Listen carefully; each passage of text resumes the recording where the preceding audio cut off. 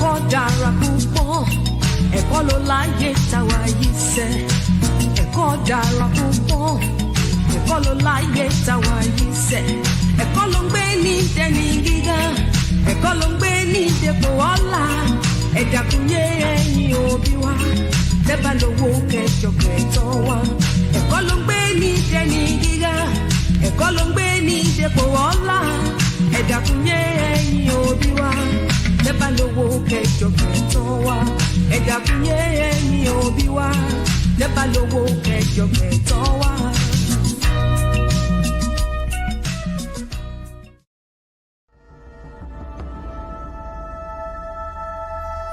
At the Okoli Law Group, we specialize in producing justice. If you or a loved one in the Atlanta metro area is facing serious criminal charges, then you need serious legal representation. The Okoli Law Group is here for you. The Okoli Law Group is here for us. The Okoli Law Group, serious legal representation. Navigating through this spiritual journey is challenging. Healers need healers, trainers need trainers, and leaders need leaders too. If you're looking for a space that offers Reiki healing, emotional mastery, chakra healing, and even one-on-one spiritual consultation, visit us at todayswellness.com. Get all your spiritual needs met and just have someone you can actually talk to. Because whatever it is that you are seeking is also within you. Hey guys, real quick, before we get started, I need to do a mic test, a mic check. So right now I'm using my lapel mic. Can you guys hear me clearly? If not, I'm gonna switch to the mic on my MacBook Pro. So do me a favor, press one. Press one if you can hear me clearly. Again, press one if you can hear me clearly. Again, do me a favor, press one if you can hear me clearly. Please press one. Okay, so let me know how this sounds versus now I'm going to switch it back. Okay, so I'm going to switch it back or switch it to my MacBook. So let me know how the MacBook sounds now. Hold on. Okay, I'm on the MacBook now. Which sounds better, the MacBook or this? Which one sounds better?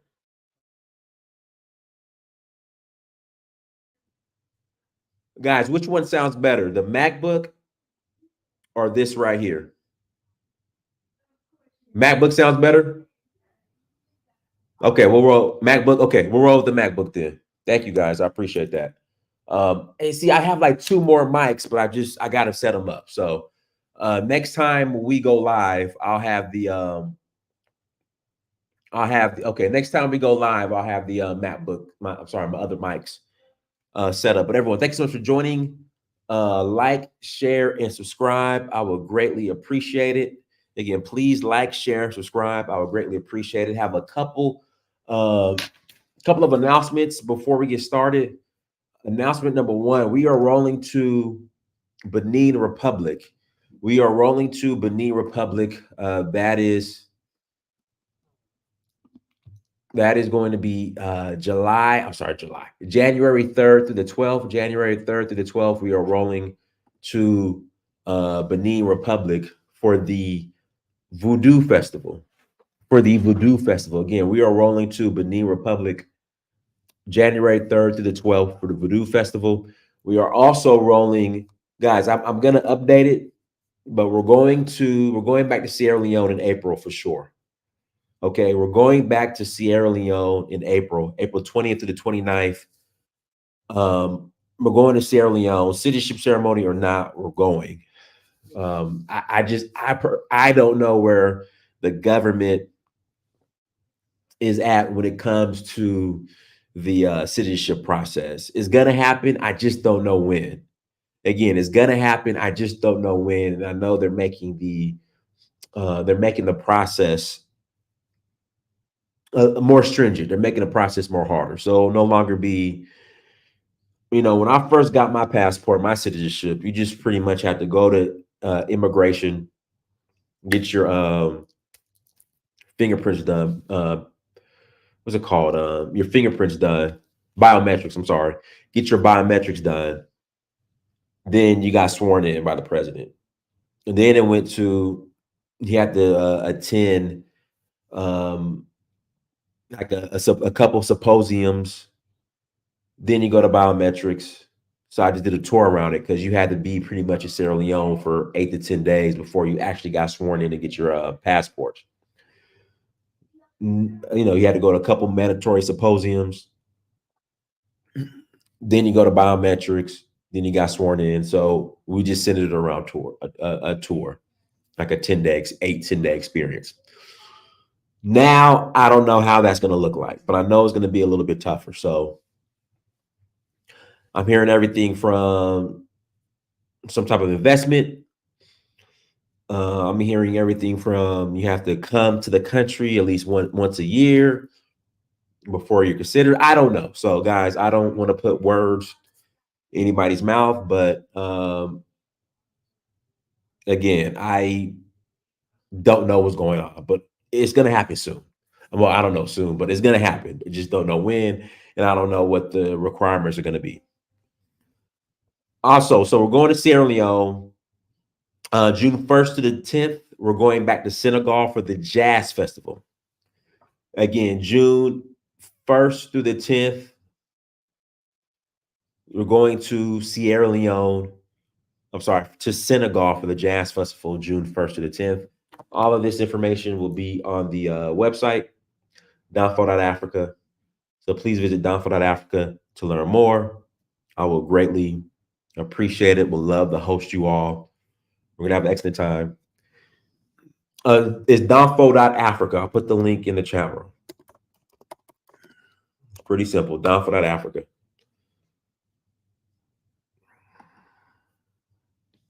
There we go, downfall.africa. So put the link in the chat room. No, links in the chat room. Click on the link.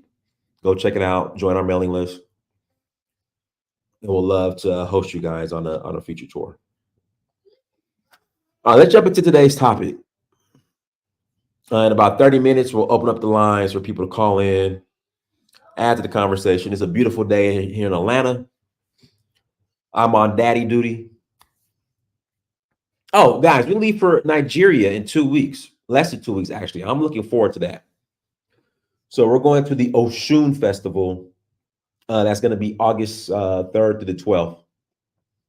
Like, I could take one more person. If you want to roll, if you're interested in joining us in Nigeria for the Oshun Festival, I could take one more person. If you're interested in coming, by all means, we will love to have you. So visit downfall.africa. Let me give this disclaimer. We're not going to agree on everything. We'll have, guys, give me a second.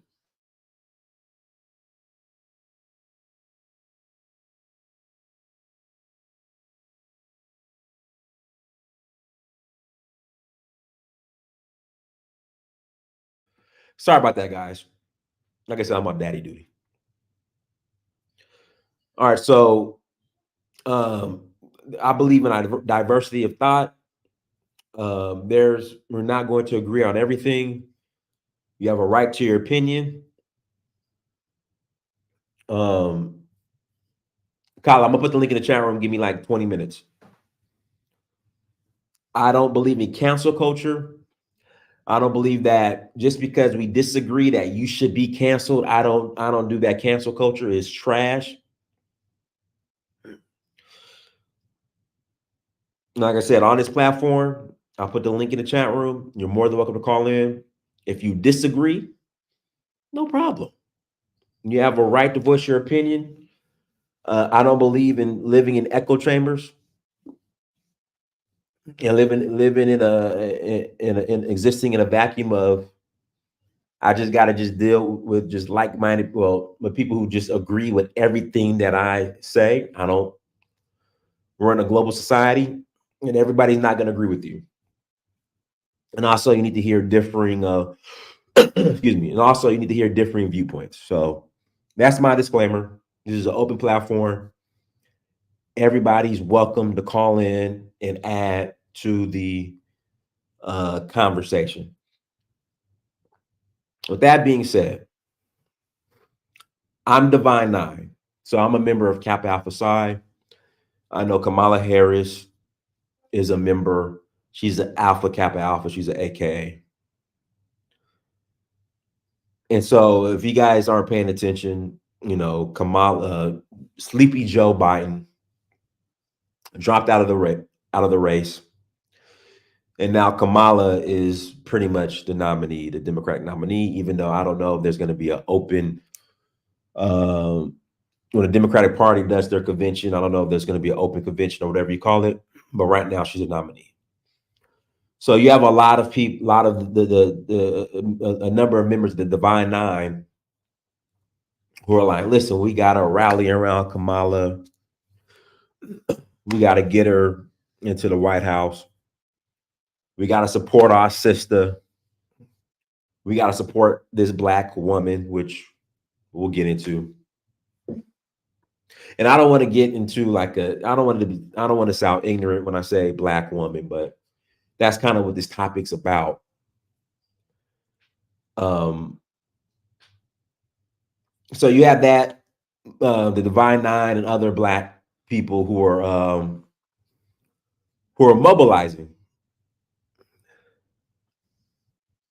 But on the other side, I know there are a lot of Black people who are like, she's not Black. She has not had a Black experience, Black American experience. And you never really hear her speak about her Jamaican roots. She was brought up with her Indian mother and family. So there's really no connection.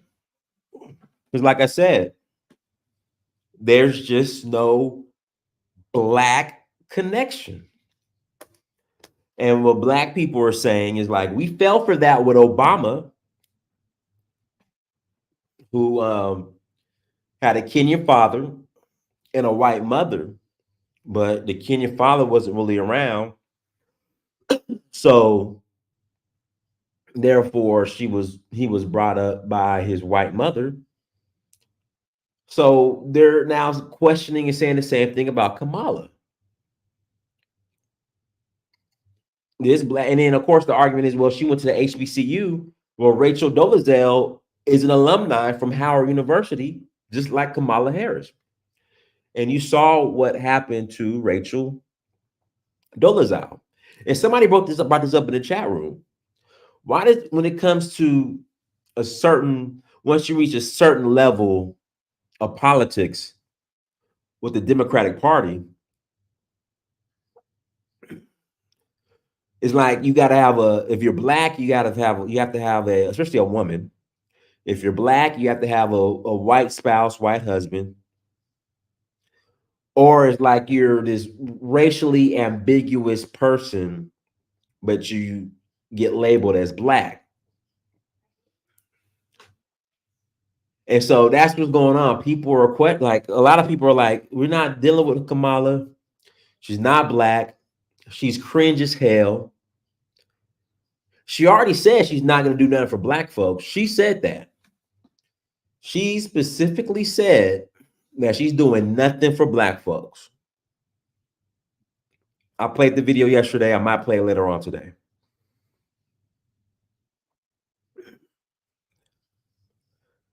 And like I said, she's so cringe. I mean, the comment about her listening to Tupac when she was in college, when Tupac didn't have a CD. The weed comments. Her most prized possession in college was a Too Short mixtape. You know, the hot sauce, the cringe dancing. She's not getting the Mexicans ain't messing with Kamala, man. And I'm gonna get into this. This is gonna be very controversial. I love my sisters. I mean, I love my sisters. I love my brothers.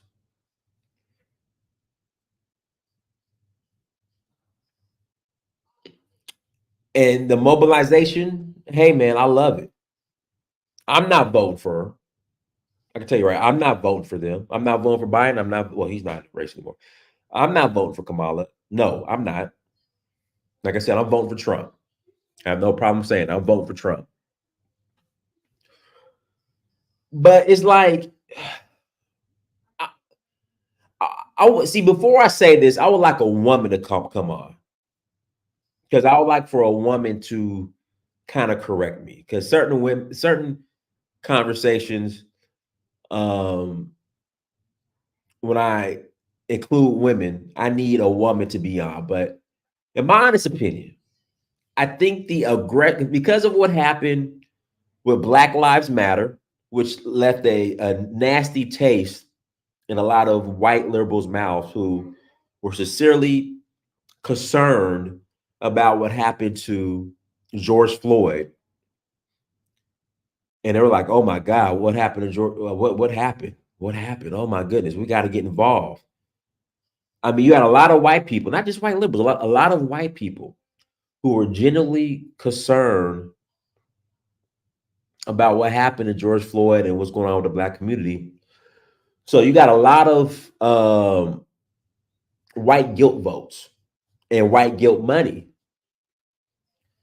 All right. There was a lot of DEI money, a lot of affirmative action money coming from white corporations and the majority of white people. Once Black Lives Matter pulled that stupid stunt, took that money, and then even before then, you know, you had the Black women demanding, hey, you better make your VP a Black woman. Hey, you better make your VP a Black woman. And Joe Biden said, okay, and he selected Kamala Harris, which I think was a terrible choice. If I were Joe Biden, I would have selected like a Karen Bass, or hell, even Susan Rice. So white people gave you what you wanted. You got your Black girl magic on. Then what happened? Black girl magic took the bag, moved to some of the most wealthiest white properties in real estate, and some of the most wealthiest, whitest, like diverse communities. Then filed bankruptcy. And when white folks saw that, they said, okay, we done with these Negroes. So that affected, I really believe that affected. So the white guilt votes and the white guilt money, they said, we done. We're done. So that affected, you know, so you have like the Fearless Fund. You saw what happened with Fannie Willis, which was an embarrassment. So, you know, you had all these liberals. Yeah, this black woman gonna take, oh yeah, they got to put a Black woman on the job. You know, they got to put a Black woman on the job to take down Donald Trump. Yeah. That didn't work. That was an embarrassment. What else? Stacey Abrams got blown out. I think that was 2021 here in Georgia, which was blue, but flipped back red. So I just think that white folks are pretty much done. And I want to be very careful. I love my sisters. But I just think that white folks are kind of done with sisters. Because when given a national stage, a lot of sisters just drop the ball. And not just drop the ball, it was like it was like embarrassing because in the way that they dropped the ball, it wasn't like, okay, you gave it all you got and you lost. It was you ran off with the bag and moved to the hills with white folks and didn't inject or invest none of that money back into the black community. The attorney that was supposed to help you lock up Trump, you smashing.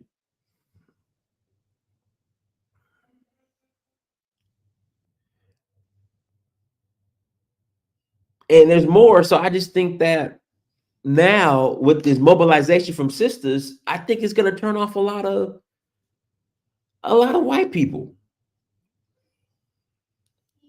That's just me personally. I think this mass mobilization and being loud and hitting the pavement with, listen, go for it. There you go. Keisha Lance Bottoms, she quit. Well, she didn't run for re-election, but you saw what happened when that police involved shooting. I forgot the name of the guy who was shot, and then the little girl got killed. But they weren't doing anything to stop those peaceful protests. Again, they weren't doing anything to stop the peaceful protests. It was anarchy. And Keisha Lance Bottoms didn't do anything about it until the girl got killed. The little girl got killed. And there was no coming back from that. It's like, I don't want to put the blame on her, but it's kind of like you allow like citizens, or just regular civilians to set up a checkpoint to do whatever they want. Again, these are just civilians. Then you got a family, woman with her daughter, who's running late to work.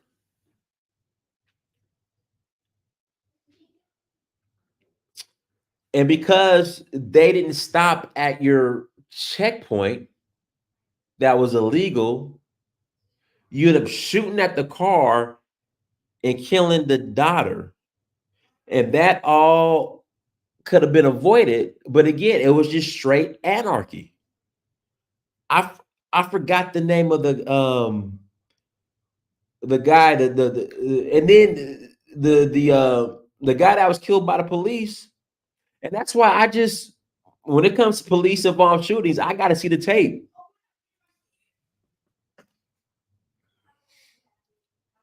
I got to see the tape.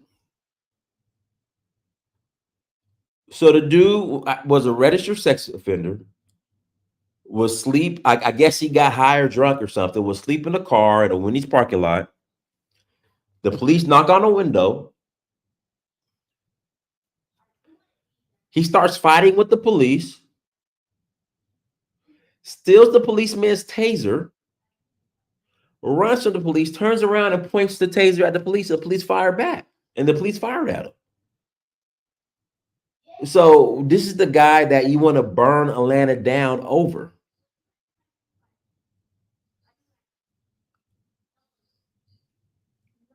And then you allow Atlanta to be burnt down over this and people to riot. I'm sorry, peaceful protest.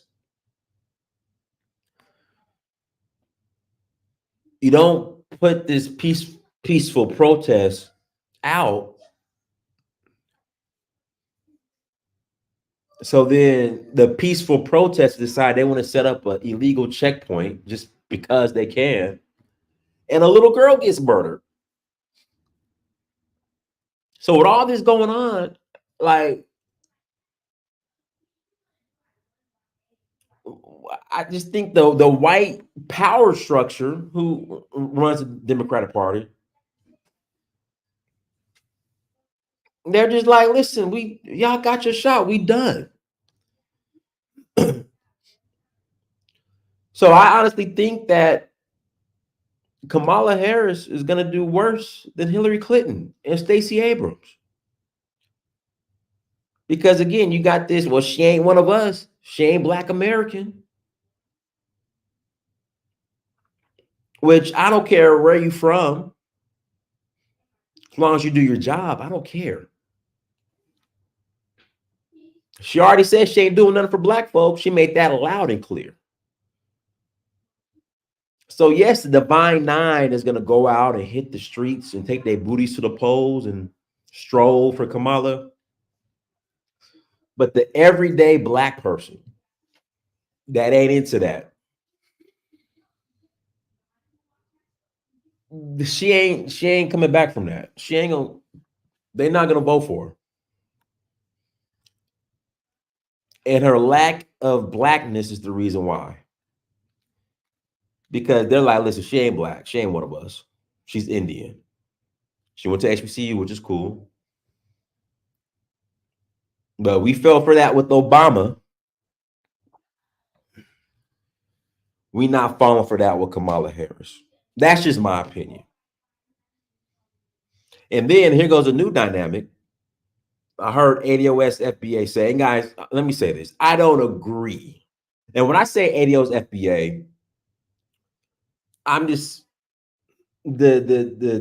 I'm referring to the definition, not the organization, if that makes sense. So Black Americans who are rooted here in America, that's what I mean. But even then, they're like, listen, this Indian woman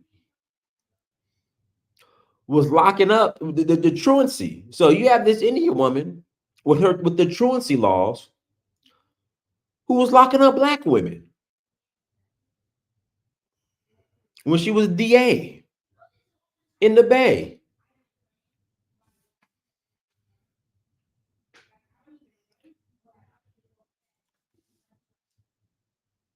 Again, they're saying this Indian woman, because she ain't one of us. She's red dot. She ain't one of us.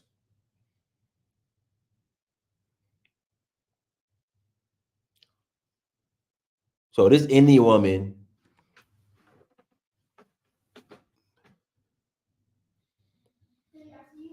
who, when she was DA,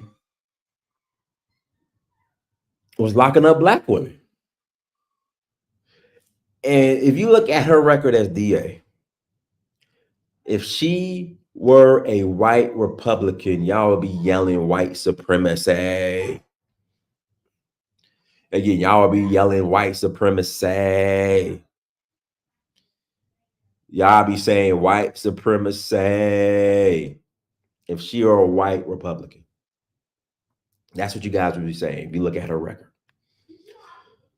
White supremacy. That's what you guys would be saying. But again, the tune has changed now, just like with Biden. When Biden signed that 94 crime bill before he ran for president,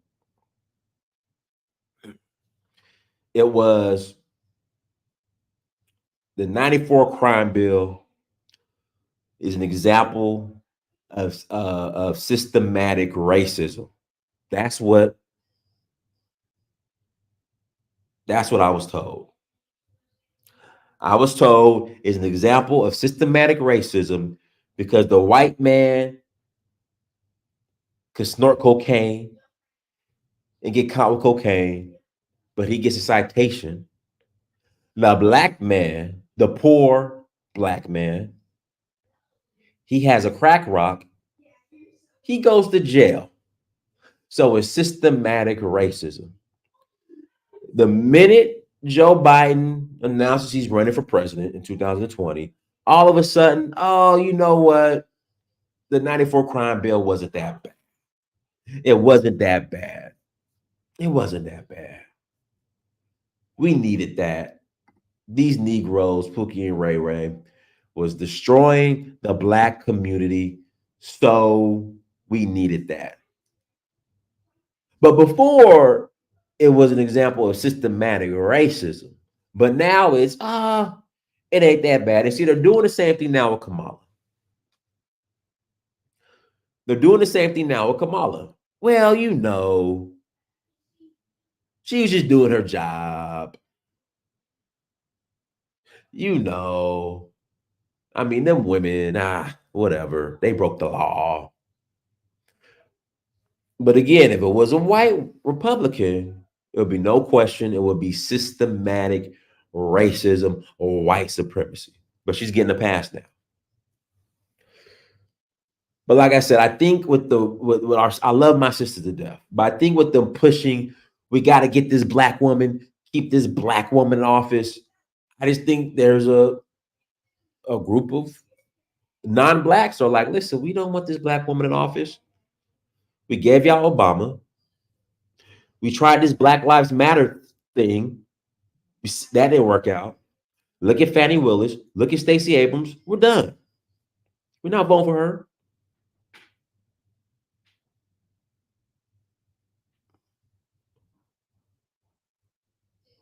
Like white women, like they're like, listen, we gonna go with the white guy named Donald Trump.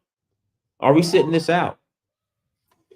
ADOS FBA are like, listen, we done. She ain't one of us. But again, it's nice to see brothers and sisters organized over something they feel is important.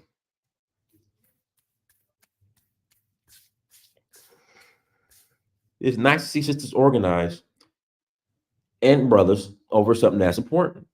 But I just think the aggressive push, the blackity black, we got to get this black woman in office, is going to offend a lot of people because they don't want to deal with it. They don't want to vote for her.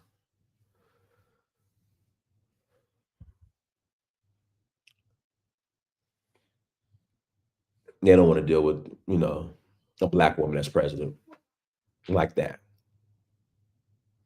And the reason why she was a black woman as vice president, as VP, black woman as VP, it was saved Joe Biden in his campaign was COVID and George Floyd. But COVID is gone. Well, allegedly, Joe Biden got COVID, allegedly. No mask on, but he caught COVID. And all that white guilt, Black Lives Matter is gone.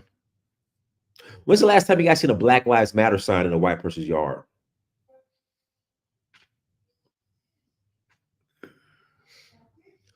Again, when's the last time? Oh, and you got to deal with Chicago, New York, where open borders, illegals are coming to the communities up there, the black communities up there. They're like, nah, we done. So you're losing that vote. I'm black, ADOS, FBA, these illegal immigrants are here in my community and they're taking our resources. You're losing that vote. The white liberal woman and even the white independent woman, they're like, I don't want a black woman as president. We tried all that other stuff with the BLM, and look what they did. Stacey Abrams, Fannie Willis. Yeah, we good. They see Fannie Willis and Kamala Harris. That's what they see. So we're good. And then y'all being extra aggressive, talking about we gotta get this black woman in office. I really don't want this black woman in office. We good.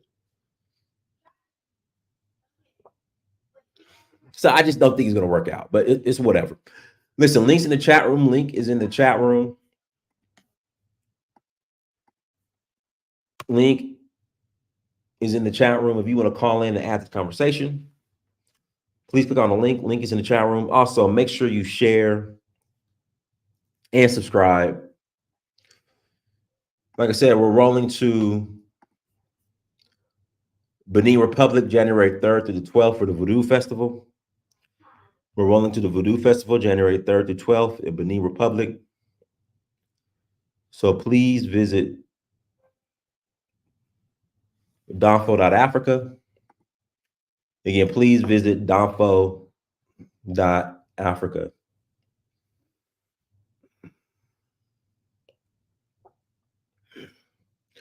And hold on, here we go.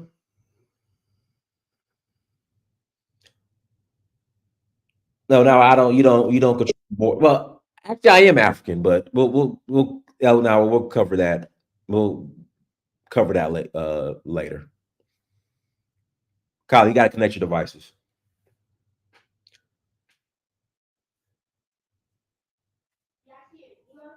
Kyle, you got to connect your devices, man. You got to connect your Obama phone. And I was saying that too. The only chance the Democratic Party has is Michelle Obama and have Barack run as VP. Because I think if you run as president twice, you can still run as VP. But they chilling. Listen, Barack Obama, Michelle Obama, they in the Hamptons, making millions of dollars, stacking money. They're like, we good. Colin, man, you calling on you on your Obama phone? Oh, here we go. Okay, we got Colin. Colin, you on your Obama phone, Colin? Go ahead, Colin. Colin, you got to turn off the playback. Hold on, okay. I took the playback out. Hey, what's going on, brother? Colin, you got to turn off the playback. You got to turn off the playback. Oh, that's on my cell phone. Okay, yeah, see. Okay. Can you cool now? Hello. Yeah. Hello. Okay. Yeah, we're good. Go ahead. Okay. Yeah, go ahead. Yeah, like I said, me personally, I'm gonna shock a lot of people what I'm about to say. See, I actually go by policies, right? Not personalities. Now, let me give you an example. What I do for a living, right? My business right here. I was kind of hurt by Donald Trump because he deregulated everything. And it made it hard for small businesses like me to get ahead. You know, big companies would come in with these call centers and they almost put us out of business, right? Even though we got some stuff, we lost us. But Biden comes in with these regulations. They don't like anybody making money, but they put the call centers out of business. When the call centers, they do a 24-hour delay, 40-hour delay, and what I do, and so that put the call centers out of business. But they go a little further right now by taking a lot of stuff that we used to get paid on, saying we can't do it. So my issue, what I'm trying to say is that when these are the issues I'm going to be voting on in this election, right? Now, as far as Kamala Harris is concerned and stuff like that, look, the bottom line is this. I personally don't think she earned it. What for one is she's not a black woman in America. She's not African American. That's coveted. Michelle Obama is an African American woman. Okay. Then two, why would you hand over the nomination process? She should be on the campaign trail convincing people. Remember when she ran against Biden she placed last and nobody was feeling her. So how is she going to get a coveted spot as the next heir apparent? First of all, she should have never been chosen vice president because she didn't place higher. They should have gave it to Tulsi Gabbard or somebody like that, the vice presidency. And so therefore, I'm saying to myself, why are they giving her the nomination already? And they haven't. The Democrat Party hasn't gone through the electoral process, gathering delegates, campaigning, convincing people. Like, isn't that more of a threat to democracy? The Democrats are like they're a threat to democracy. You know, am I living on another planet or something? You're just gonna say, okay, she's gonna wrap up the nominee. No, open the primaries up, and let the delegates decide. Let the people decide. Let the people vote who's going to be the president. If she gets it from the people, that's fine. But just to hand it over to her, the media already handed over to her. When was this decided? Just like the media handed over the election to Biden, before we can even verify all the states that we had discrepancies and everything, the media said Biden won. Same thing they did in 2000 with George W. Bush. He won. And so why? Because you say so? And we have like that. This is what we're living in right now. And we call this a democracy. It's a joke. That's my opinion on that, All right, go ahead, Kiddo. Mute yourself. Oh, yeah, Dan. Thank you very much. Sometimes it bleeds my stomach, man, that I'm not really seeing Black America really in charge, because they've been the one in that country for a very long time. They formed that country. They've been in that country before that country will even be formed. Sometimes Kamala Harris, even I want her to win, but it's not like I'm really supporting her like that. But for how long the Black Americans we allow themselves to be deceived always with people that will come around and said, "Oh, I'm Black, I'm with you." Then when they win, they are Indian. You know what I mean? When Kamala came to power, he said, "I'm Indian. I'm the first Indian to be a vice president of the United States." Obama came in. Okay, we could see his father is Kenya. Okay, his voice sounds like a black man. He's a black man. But Obama was giving us the other things. Download something to Africans. Was even convinced. Asking Black Americans to be gay, and it's okay. I made their big cousin. Let me take it their big cousin too. So Africans did benefit nothing from Obama. This woman is coming now. So how long will you people not fight for your right? So that you people will be the one choosing who you people want, you people don't want. That is power. I know she will come and say, "Oh, I'm Black. I'm Black and Black." Sure, majority of Black Americans will vote for this woman. You like it or not? Go ahead, Dre. They will vote for her. That's true, bro. All right, can you hear me? Yes. All right. So my thoughts on the fact that Kamala is painting herself to be a Black woman, what I would say is that she's doing it to pander to us. I think she's using this to pander to Black people or Black voters that really are undecided or conflicted as to who to vote for, just like Trump did with the gold sneakers when he tried to pander to us and say that, Black people like sneakers. It's another pandering tactic is basically what I'm saying. And I'm not even just not voting for her just because she's a woman or because she's claiming to be a Black woman. I'm not voting for her because she doesn't have policies in my favor or policies in the favor of ADOS people. I think that she is not doing a good enough job of resonating with Black people in America. I think that she is very much so disconnected because she has an elite background. Her background is Brahmin Indian as well as Jamaican, and both of her parents are elite. And she also she has more in common with Donald Trump than she has with the Black community. And I think that's what people don't even see within this whole thing. Of course, I'm not going to vote for Trump either because I don't feel like he resonates with Black people either. But my point is that, this whole thing just doesn't really make any sense as far as them trying to use this to appeal to us. She's Black girl magic. She went to an HBCU. All this stuff doesn't matter unless you have something on the table for us. So that's just my take on it. Go eat, pray, yoga. Go ahead and unmute yourself. Hey everyone. Yeah. So I'm kind of with you guys on this one. I'm someone who's voting blue no matter who. So I'll be clear about that. However, oh Lord. However, I don't think this was a good pick. I agree with what Kamala was saying earlier with the fact that, she really doesn't quite deserve this. And I do think the Dems need to go back and really look at those delegates and figure out who the right electable person will be for this, because it just defeats the purpose, right? If they just give it to Kamala. So that's my thoughts on it. Daniel, these two people here will vote for Kamala. These people are undercover Democrats. This is what I'm talking about, man. You Black. Look, I'm an African. I'm not Black American. But I want to see you people there. If you don't have policy, man, hold on, bro. Hold on. You just pissed me off. You came and said, "Oh, I don't know. I'm not going to vote for Trump." What have Trump done to you? Why did you find your people there? Is Kamala your people? Trump was in favor of the death penalty of the exonerated five. I'm not in favor of it. Nonsense, man. Think about your interest. In America. Hey, Kyle, let Kidolo finish up asking. You both have to have an interest. That interest has to be your own people. Your own people, Black American people. Look, you cannot be jumping around whoever came in as fake because people love all to be Black. They say, "Oh, I'm Black." You put, "Oh, yeah, he's Black." Oh, when Clinton started dancing that dance, oh, he's the first. When you know it's a white skin dude, you always the first Black president.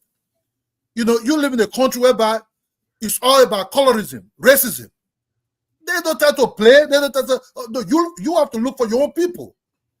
That's just straight. Obama getting there because he married to Black America. Okay, that is different. But if this woman is coming and say, "Oh, I'm Black," I'm black. I smoke marijuana, whatever it is, you smoke, whatever it is. Oh, I wear Converse, wearing jeans to jump around. Oh, yeah, oh, it's one of us. It doesn't go like that. Yeah, Otherwise, but you go have no interest. Because like I said, Kidola, this is what I'm about to say. Let me get in here. The bottom line is the average black man is not strong enough to say, you know something, I'm like this. I go by policy, right? If Donald Trump has some policy that I personally benefit from, I'd probably say that's my guy, whatever like that. I don't give a damn who cares about it and whatnot. I'm not gonna look back and say, well, he supported some problem about Central Park 5, right? When Joe Biden, because I look at Donald Trump I'm from New York, right? Donald Trump always hung around black people. He put black people to work in New York, as major contractor. He made millionaires out of black people. Joe Biden never did that, and the only black friend Joe Biden ever had was Barack Obama, So, but the thing is, they got you so beaten down because they got the Jay-Z's and the Beyoncé's and all these other people in their pocket. So it's like they easy black people, grown people, right, are swayed by the in crowd. The in crowd say, well, vote for Democrats, and then we say to yourself, what is the black community has not made progress in America in 30 years. You know who said this, Dinus? You got to play. I'm gonna send you a video with Tony Brown's journal. He said we're in a plague. This was back in the friggin' late 80s. I remember this thing. He was talking to Charlie Rose. He said black people are stuck between telling the Republicans, saying the Republicans are racist, and the Democrats are saviors, and we're not making any progress. And he talked about how black people lost big time in the 1980 election because we went out there for Jimmy Carter and showed our vote wasn't even enough. Less than 50% of the black population voted. And they talked about Eugene McGovern. Black people didn't show up to vote in that election either. He said we keep losing politically and everything because we don't basically change strategies and be represented in both parties and vote around issues and power aside personality and fear. I cannot stand fear in a black man. I cannot stand that. I think that's happening now on both sides of the spectrum. Yeah, but you just said that I can't see like you're scared. What are you scared No, I'm not scared. I'm just saying that I'm looking at it from a logical perspective. Let me pass the Ipre Yo. Go ahead. I know you want to say something. What I was going to say is, and what I find fascinating in all these conversations is we often assume that all black people have the same interests, right? So when I listen to this show in particular, I hear people that are business owners, people that are working in corporate, people that are working for the government, people that work in all different areas. I listen to people that may have a family, people that may not have a family, right? And I think a lot of us have different interests. So it's really fascinating to me that we come up with this like, hey, all black people should be doing this and all black people should be doing that, when that's really not the case. We all have different interests. I agree with that. The bottom line, and going forward, I mean, cut your sister. Going forward, right? I just gave up on black people politically in America, right? Let me tell you something, folks. If you don't agree with nothing I say, if I don't care if people like doing that, when somebody gets to tell you that we're going to vote for cut the check or reparations or no vote and everything, they're basically handing the vote. You're basically saying that because neither party's going to commit political suicide by even saying they're going to give you reparations, right? So that when black people corner Kamala Harris about reparations, that's an unfair cornering that woman because she'd be politically done. What you're basically saying is asking a politician to commit political suicide, talk about reparations. That means you're not. How is that political suicide? It is political suicide because you're never going to get elected. Do you understand what country you live in? That person got to get elected, And then when you do get elected or whatnot, it has to go through committee. It has to go to this committee, Ways and Means Committee, everything like that, all up and down to the president's desk. That's almost impossible. But it still should be on the table, though. But why would it be on the table? You're wasting your time. That tells me you're not serious. I'm very serious because that's what we need. That's an urgent thing because our communities are impacted the most economically. What communities? I'm not in need. Are you talking about me? Well, maybe you're a part of the outlier group. You're an ADOS outlier. Hold on. So in other words, basically, you're basically saying to be Black African American, you gotta be downtrodden and broke and everything like that. No, I didn't say that. I'm just telling you the reality of it. What are you talking about? What are you talking about? I'm just saying that we tend in these spaces we tend to let outliers. We tend to let outliers. We tend to let outliers talk for us or speak for us, and we don't know that the majority of us are not outliers. The majority of us are not making six figures. The majority of us are not business owners. But you're speaking for us as if you know about the black community or you live in the black community. Yeah, I'm saying, the black community is not all people are broke. You don't represent Black America. You know, I think you don't like the word broke. I'm like but the wealth level tells you that like we are literally on the bottom when it comes to wealth. Bottom line is this. You know something? Let me tell you how that's not like nonsense. Do you know if you make $30,000 a year, right? You're still in the top 10% of income earners on the freaking planet. Yeah, it's not about how much you make; it's about your debt level too. Guys, let me pass the mic. Latin American political analyst. Go ahead. Hey Prince, how are you? Good to share again. Pretty good. Been a bit busy. I'm a bit free, but I got several things. I wanted to address that point that Cal was referring regarding reparations. This is, yes, it's in Spanish because the news is mainly original of Latin America and Caribbean.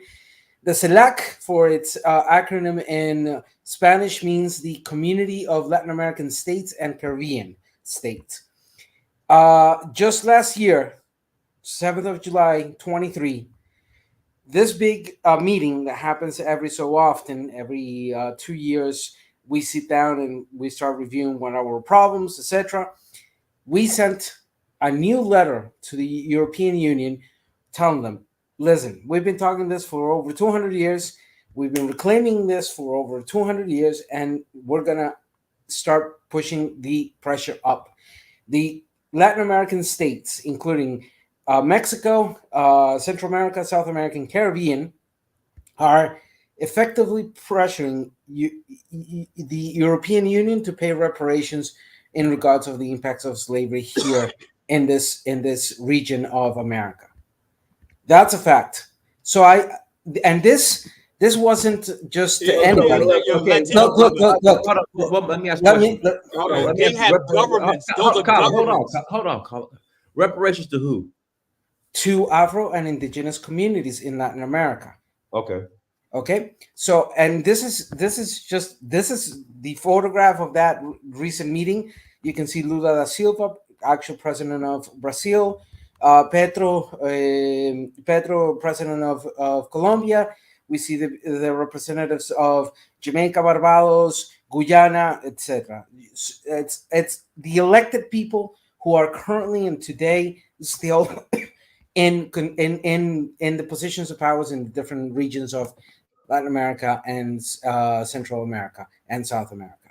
So I find the argument that he provided a bit senseless, because the conversation of reparations is very much so on the table, and it has to continue being on the table, and it has to continue being pressured either from North, Central, South, or Caribbean here in the Western Hemisphere. Here's where you make a mistake. You're talking about sovereign nation states arguing against a sovereign nation state of America. Black America is not a sovereign nation state. We have no nation state backing us up on the global scale. Do you understand the difference? And we live in the United States. This is our homeland. Yeah, I know, but how you gonna sue your own homeland for reparations? Well, Native Americans were able to do it. Native Americans sued their own homeland, so we can sue our own homeland. The bottom line, this is just a dodge. I told you, like people are just anti-black reparations because it doesn't fit their narrative. Because it's never gonna happen. All you do is and then you want us to vote for Trump, and you want us to vote for Trump. I never said vote for Trump. But Trump also said he's not going to give reparations. Check this out. The bottom line is you're never going to get reparations in this political system. But then why vote for the two people they're not claiming to give reparations? I always tell you that voting in the system, you know who I am, right? I'm saying America's a waste of time. As far as that. Okay, so which homeland can we go to? Can we go to the hold accountable? The bottom line is maybe, like I said, maybe. Like I said, what go to the African countries that sold us? Check us out. So this is why you hate Africa, right? So why are you throwing Africa under the bus now? Because hold on. Let me answer because that their real- coast actually sold our people, Well, they didn't sell like the anybody. Ivory Coast, Well, That's a Ghana, lie. That's a lie. Nigeria, Kala, Benin, That's a Togo. lie. That's a lie. That's a lie. It's a lie. No, that's Kala, not a lie. It is a let lie. me address 2 points. They sold us to European merchants. That's a lie. And That's a lie. okay, Europeans coerced that. Kala, let me answer it real quickly. I, as somebody who has been working for the past 25 years, and I'm 42, almost 43 years old in the political scenario, I do not pay attention to the word impossible, because I have done and I have achieved things that are considered impossible in my regions, and I have done them. Oh, you're a And superhero? no, I'm no superhero. I'm just somebody who's extremely stubborn into what I Well, do. the bottom line, it doesn't matter how stubborn you Okay, are. There's people yeah. 10 times more stubborn than you are, and the bottom they hold the power. Look, So there's so let me ask you a question. Let me ask you a question, bro. Is black people, right? If you want anything out of the political system, I don't think that you could get anything. I think Black America is so far gone. It's only thing you could do is local elections and take over cities like Chicago, New York, or whatever like that, Atlanta, and make something right. But as far as like the federal government on the national level, that's way out of our reach. Kala, I don't think they're gone. I think this guy that is speaking, Dre, you have to understand, man. This is the first time I'm supporting you guys, man, because I want to see you people be in power. Power is like you have to grab it. Nobody will ever give you power for free. Dre don't want any power. He doesn't want any power. You have to negotiate. You have to grab it. How to grab That's not it? true. That's what power. Hold on. That's what you have to navigate yourself. Not by hating other ones, because this guy that is speaking now, this fake dude that is here that is talking, he have achieved is 42. 42, dog. What have you achieved in your life? That you say you achieve what? Kidola, your whatever you present here of your whatever you say you want to get from the Spanish, you don't get in it. I think the Black Americans have even have more percent to have that what you said you publish here. The Spanish will give you nothing. Why you cut it? Why you cut it to the Black Americans? Why you cut it to the Black Americans? As I told you, this guy, you said one sentence. You said you did spend 25 years to go to school or something like that. Now say you are bragado. And now say that you are a guy with a very big mouth, a bragado dude that have nothing to offer. You're just a bragado. So shut up your mouth and let the Black Americans who know their country. I'm supporting them. I want them to be in power. It's not time for them to be in power. Because they be in this country, they be in that country before even that country were even named United States. You understand me? So I don't want any fake dude to come in and say, Obama succeeded in me because he married to a Black American woman. But this one that is coming, I think I want the Black Americans to be in power at least for this. Okay, let me pass the mic. Let me pass the mic to Costa. Go ahead, Costa. Prince, when possible, I would like to answer. Okay, I'll pass the mic. Go ahead, Costa. Attack me personally. Go ahead, Costa. Yeah, you know how I feel about reparations. If it's gonna be a reparations check, I'll be the first one to collect it. However, I'm not campaigning for it. I think it's a farce. I think white folks are not gonna give us power. Again, I agree with the Africans saying you must take power. Nobody's going to give you power to overthrow them. So I think it's a fairy tale. This is nothing but the new civil rights movement. Well, let's do this. Let's get back on topic. We're off topic now. We're discussing Kamala Harris and her ADOS. Prince, can I quickly answer? Yeah, you got a minute. You got a minute. Go ahead. Kidola, I've told you before, you and I are on a completely different level. While I'm on the pros, you are still on your own amateur level in politics. Second, you and I, if we were to converse in regards to the realities and how to change things, you wouldn't even grasp how your concept of grabbing power is dangerous. But at the same time, knowing how to control and how to manipulate power, that's a different story, and that is something that I've specialized on and I've been able to achieve in my areas in the protection. Now, your personal attacks, I'm not even going to dignify them with an answer because they're just that, personal attacks when you have no longer arguments to discuss the issues. Now, back to subject in regards of the situation of the United States, in regards of Biden stepping down, which I can genuinely applaud. I consider that to be one of the most political mature actions I have seen in my lifetime, and with the eventual and probable nomination of Ms. Kamala Harris, I consider that to be an interesting opportunity. That does not mean I'm Democrat or Republican. Bipartisan model is dead, is dying. But if Kamala grabs the nomination, as it's highly probable that she will, I consider that she will have high opportunity to defeat the populist Donald Trump. Okay, let me pass it up. Go ahead, PH. Hello, can you hear me? Loud and clear. Okay. Well, let me address the issue of Kamala. People talking about is she black or whatever. I personally never thought she was, because she never identified as that. I was talking to my mother about that the other day. My mother is 83 and I'm 60. So I think I made a comment, Dinah's, like, I think it's an age thing for me.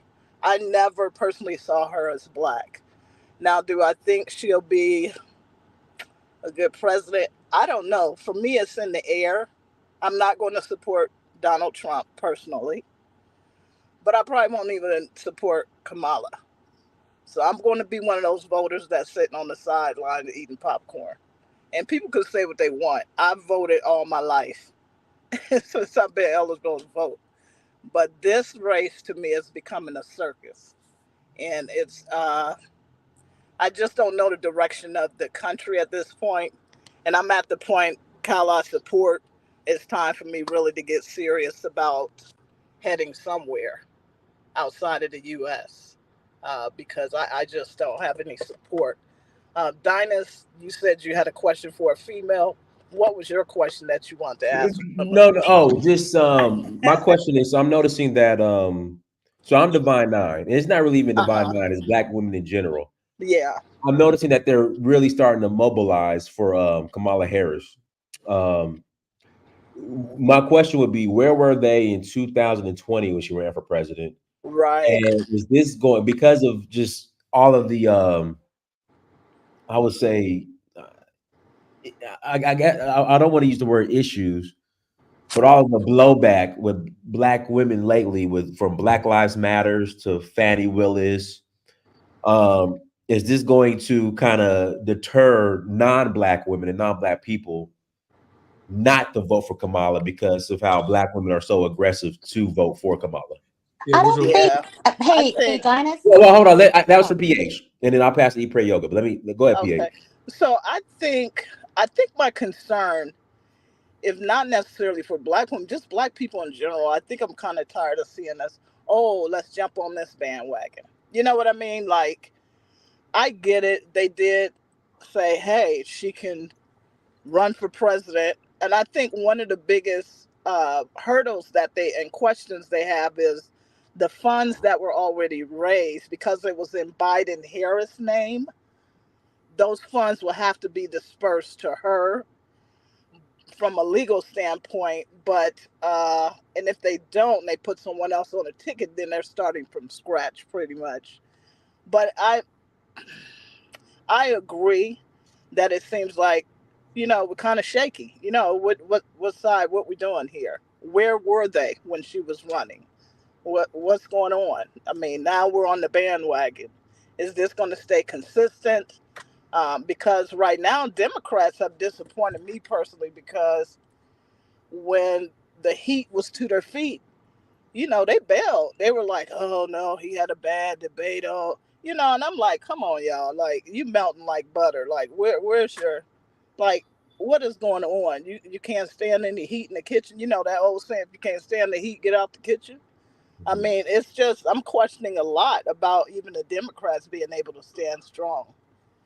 And to the brother from Africa that's saying, hey, I'm supporting, I want you to get the power, all that. I think those statements are easy to make from the outside looking in. I think it's a little bit deeper than what you're saying. Until Black women and Black men can come together, I just don't see. Yeah, well, let me ask you Honestly, a I don't question. see that. Let me ask you a question. Are you done, PH? Are you Yep, done? yep, And, yep, and, yep. and, and Kala, I wanted to pass the Eat Pray Yoga and get her response, and you can ask a question, Kala. Okay. Yeah, Go ahead, Eat Pray Yoga. yeah, because you asked that women directly. I mean, Right. So go ahead, Eat Pray Yoga. and I am D9. But What are you? I'm a Delta. Delta. Okay, go ahead. One thing that I wanted to say is, yeah, I agree that people in our community didn't necessarily align to her or were, I don't even think people are convinced on voting. I mean, as this conversation is going right now, right, and supporting Kamala, I think that again we need to go back to the drawing board. Yeah. And right now, that was the whole point of dropping Biden, right? To go back to the drawing board. And that's what we need to do, because I agree. Like, I don't think she's a person.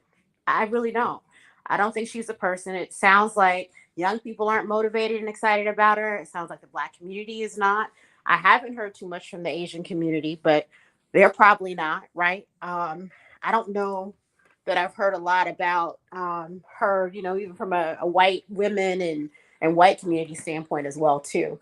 So I think we got to go back to the drawing board. And I don't think it's so much that, I think what you were trying to imply a little bit, Dinus, was that Black women are just like, okay, Black girl magic, we're just going to support whatever Black woman. But I don't think that's necessarily the case. I don't think it's the case now, but it was the case with somewhat Stacey Abrams and with kind of like with, you got to make a good point, and with, you make a great point, but I think it was definitely the case with somewhat with Stacey Abrams and with when Kamala was VP, when she got named VP. But I think they were voting more for Biden. But I kept hearing this vote for Biden because it's a vote for Kamala, because she'll be the first Black VP, or in quotation marks, Black VP. Okay, let me say this, Dice, right? And I don't mean to call out people on your platform when I don't mean this as a disrespect. You got people like Afro's think tank out there talking about Black men who don't support Kamala is hating Black women, and all the divisive stuff is going to come out, And how about that now, me personally, I think you can have a good argument for against Kamala, right? I think asking any politician who's serious about running for office about something that is controversial and divisive as reparations, no matter what you feel about that, it does not sell in the mainstream of America. That's the reality, Now, this other guy from Latin, whatever like that, he's talking from a geopolitical point of view. We have Latin nation states who want to sue Spain. That's one thing. Black America has no representation in the UN. We have no representation on the international body and everything. That, in other words, we're not serious about reparations because we have international. There's not even one African country that represents us on the global scale, on the global scene. So how are you going to get so-called reparations against the same country you declare your allegiance to, that you say you're a foundational Negro American of? On one hand, you're not. These same Black people talk about they're not African, they never came from Africa, and all stuff like this. And the other hand, they say America owes us reparations, whatnot. So when the people look at that, right? They look at Black America, they look at Tariq Nasheed, they look at all this stuff, this discourse in Black America. Nobody takes Black America seriously. And if I was Kamala Harris, I wouldn't take you seriously. She's not going to throw her political career over you Negroes who don't know what you want, don't know who you are. If you don't know who you are, you can't possibly know what you want, and that's very clear to anybody who's looking at politics right now. Black people don't know what they want. They don't know who they are and everything. Somebody has to tell them what they want. That's not true. That's the truth. That's not true. Carla, I believe you. You see, this fake one that came here, this Latino dude that was flip a little bit. So no. I'm Indian. He says Indian, indigenous, wherever he says come from. He want to always prove that he's very, very intelligent. Mr. Man, you are very, very young. I think you might be my young brother's age, my last young brother age mate. I think when I finish my university, you might be still in secondary school, dog. I live in Nigeria. You see the data I'm using? I have a lot of money burning on it, dog. You understand me? So don't ever compare yourself with me. You understand? You're a fake dude. I'm more with the Black Americans one, because I've seen them, I've watched them. I even prefer Tariq Nasheed in that position because they formed that country. You just cutting in. Maybe you see when they want to talk about Black America, you were even involved yourself. You're also Black American. We talk about these people that have been in that country called United States. I know sooner or later Cameroons will be in Ghana by wearing those Ghana rope and kneeling down there that is Ghanaian now. And also, let me say this, let me say this. America has never been defeated in war, right? Spain paid reparations to the United States in the Spanish-American War, right? Japan paid reparations to China and all these other people after they lost the war. That's what consequences of a war. You lose. Germany paid reparations to Europe, all the European countries, Israel, all the stuff like this. The United States does not pay reparations to anybody. It gives out compensation. They'll have a class action suit and everything. That's the same thing. So it's not the same. It's not the same thing. It's the same thing. America's never admitted wrong. It's slavery and everything. America will tell you. So with that $20,000 check that Japanese people got, did they get it from Japan or did they get it from the United States? Let me educate you on that. Because Kyle, after that, let me pass it back to Ditso. Go ahead, let me educate you on that because you probably wasn't alive when that happened. I remember when that happened. It was 88, right? What happened was the United States was about to have to close their bases down in Japan, right? The Japanese, because there was unrest going on in Korea for democracy and everything like that, and there was uprising in China a year later with the Tiananmen Square and stuff like that. So the United States still needed Japan as an ally in the region, right? And so Japan pulled this card and said, if you want to keep your bases here and keep what we got here, right, you got to pay compensation. Do you know if they had to pay out after reparations to the Japanese, you know how the Japanese owned the state of California, but they gave them $20,000 a piece. What is $20,000 going to do? It did nothing, but it was the principle of the thing. I remember when it happened, and you know the caveat of that thing rolled in on a civil rights bill. They stuck it as a rider on a civil rights bill and got it through Congress, and Reagan signed it. So you know what you're talking about. You know, that was not okay. So what about the 13,000 Holocaust survivors that benefited under Obama when he gave them reparations? Well, he gave them reparations. The United States. I mean, even when you talk about Germany is still giving the Jewish people reparations as we speak, and I think it ends around 2027. Did you understand what I just said? Germany was defeated in World War. It was in receivership and had to give the money or it would never got its sovereignty back. You understand that? But why, when it comes to us, people always try to gaslight us into not getting reparations? This is what I'm saying. It's a bunch of gaslighting. You know why? Because you never won a war. Nobody respects you. You're weak. Now, see, we know who we are. We are Americans, and we just happen to be of African descent. See, hold up. Now you're an American. Yeah, we are, man. I'm not saying I'm pretending. I'm not a pretendian, so don't try to put me in that category. I'm saying we're American by nationality. Hold on. You should say you're American. Now, if you would have said, I'm a captive person in America, I'm an African in America that's captive, and I want a nation of my own, then you can. Okay, what is African though? Because I mean that's a very broad term. Let me pass it. Hold on, let me pass it. That's a broad term. Let me pass it to Ditso. Let me pass it to Ditso. Go ahead, Ditso. Unmute yourself, Ditso. You can respond. Ditso. Yeah. Give me a second. Sorry. I was having issues with the screen, but now it seems it got fixed. Okay, go ahead. Okay. Point one, and I'm sorry to say and sound horribly bad, but the U.S. citizen is one of the most illiterate individuals and group of individuals, no matter the race, in matters of geography, ethnical definitions, and history. It amazes me every single time. As somebody who studies history, who dedicates himself into that. For example, if you could share the screen I just shared. This is the history of reparations paid by United States government in the last about 200 years. I'll put the link here, and you will see, for example, the payments to Japanese individuals who suffered the internment of the camps during the epoch of World War II. See, you're lying. That wasn't The reparations. Tuskegee, those are forms of reparations. Yeah, those Okay, are forms of reparations. Hold on. Why are you interrupting me? Hold up, because you're talking nonsense. I am not talking nonsense. No, because he's debunking your lies. He's debunking your lies. The bottom line is we don't need the side busting. Go ahead. This though. I mean, seriously. The fact is, I am bringing evidence. Go ahead, and when it's your turn, Kala, bring your evidence contrary to this. But here is a disclose of all forms of reparations and all admittance of doing wrong for the past 200 years in your country. Now, in matters of the Afro-descendancy in the United States, and yes, I can talk about Latin America all day long, but let's focus on the communities of the United States in the Black American sense, because there's a difference, definition-wise, as well as ethnical-wise, as well as historical-wise.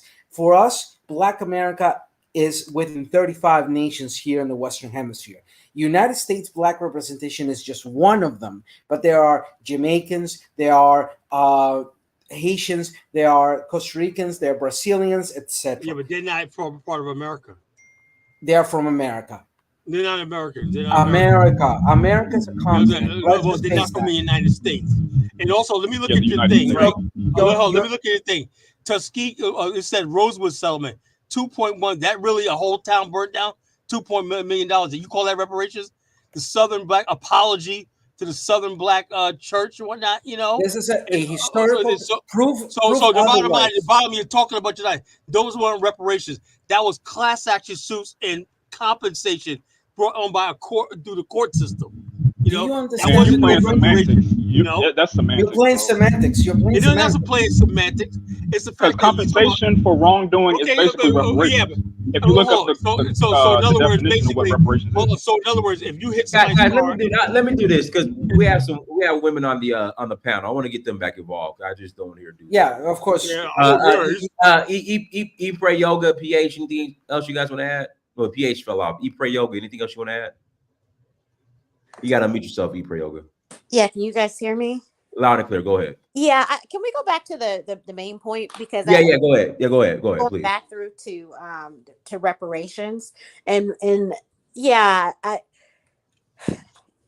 think we need to go back to the main point. And the main point that I just want to challenge to everybody who's on the panel is: do you have any other recommendations for the Democratic Party on a candidate that will fit what you guys are looking for in policy?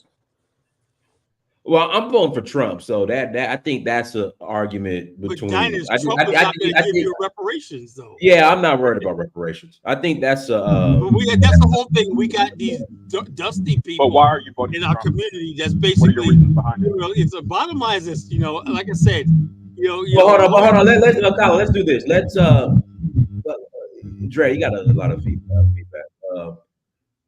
Pray Yoga. The only viable candidate I think that will have a shot, or candidates that have a shot against Trump, is if Michelle Obama runs as president and Barack runs as VP. Outside of that, this is going to be worse than Hillary Clinton in 2016. Way worse. And then Cash, I got to Cash too. But Pray Yoga, did I answer your question? It does. I'm curious about the other people on. I think Drew had an opinion about the Dems. Does anyone else have an opinion?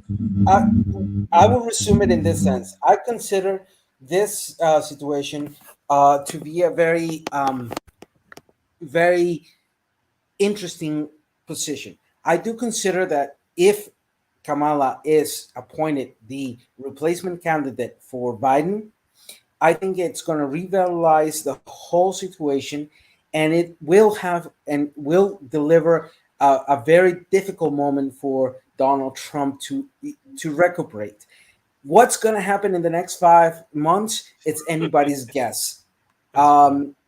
It's anybody's guess because eventually, the words saying, well, Trump was going to beat Biden the first time, and he didn't.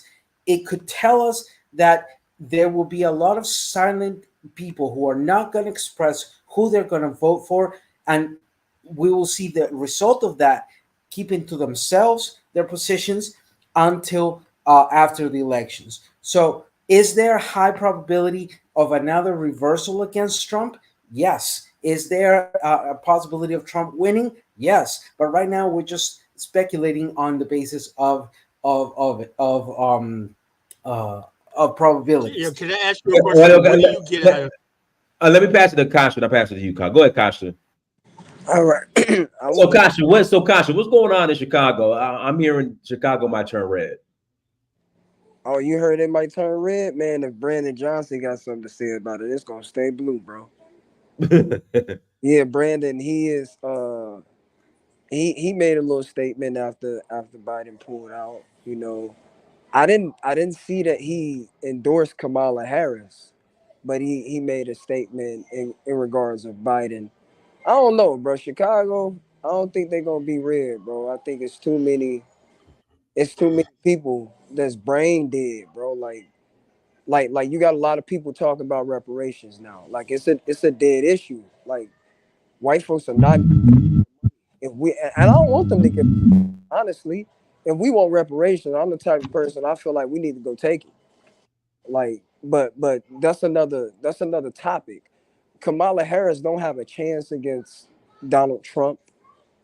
Look at how bad Hillary did. And then she says, are you voting for Trump? If hold on, if she I follows, heard a question. Somebody if she follows, check us out, Kasha. Hold on, Kasha. Hold on, let him finish, Kasha. All right. Go ahead, Kasha. No, go ahead. I'm passing the call. Go ahead, Kasha. Yeah. I heard some. I'm not voting for Trump. I'm not voting for Biden. But if I was voting, I'll vote for Trump. You know, I'm not delusional enough to vote. So are you taking the couch this time? Yeah, so Kasha, you matured over the last year, man. I'm proud of you. The bottom line is this: anybody who basically gets up here and says, "Black," now when you talk about reparations, that's a street corner. You could sit around with your 40-ounce, drinking your day away, talking about reparations. I drink one too, man. We're gonna get my reparations check, man. I'm gonna buy me a new car and whatnot. I had back in the days of Blog Talk Radio. I have these I think y'all motherfuckers. mischaracterize reparations. I think y'all think that reparations is just a one-time payment. It's not a one-time payment. I suggested back in the days that we take the reparation money, use it for schools. Nigga, I don't want no damn schools. I want my check. Yo, I got a PhD in Negroology. You know, I know Negroes. You overgeneralize the black community, and I just feel like it's absurd. I know Negroes. You know, most Negroes are not going to buy Jordans with no reparation check. First of all, it's not going to be a one-time payment. It's a multi-generational cash payment or wealth transfer that's supposed to close the racial wealth gap. That's not going to ever happen, bro. I'm sorry, Just because you don't want to challenge the government, you don't want to challenge the people that are putting certain things in place for us to fail. This is the reason why I'm saying is that, like, you always say, oh, it's never all you people who follow Brandon and all these other fake woke Pan-Africanist conservative think tanks always have so much to say about black people not getting reparations because it doesn't benefit every African person. I don't think Brandon is not. Reparations will benefit. Hold on, one mic. Brandon, I can tell you right now, Brandon does not consider himself woke. But go ahead, Dre. But I'm gonna pass it to PH because I want to hear from the women. In fact, PH, go ahead, PH. Unmute yourself, PH. PH, you there? PH, you there? Hello. Okay, we're gonna move her.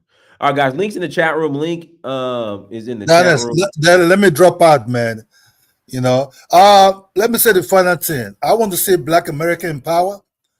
I've been seeing them for far. I think it's their country. They've been there for, I think since that country has been formed, they're part of that country. I don't want no fake people to be caught in anymore. I understand why they're pissed, really. Because a lot of even Africans even caught in also.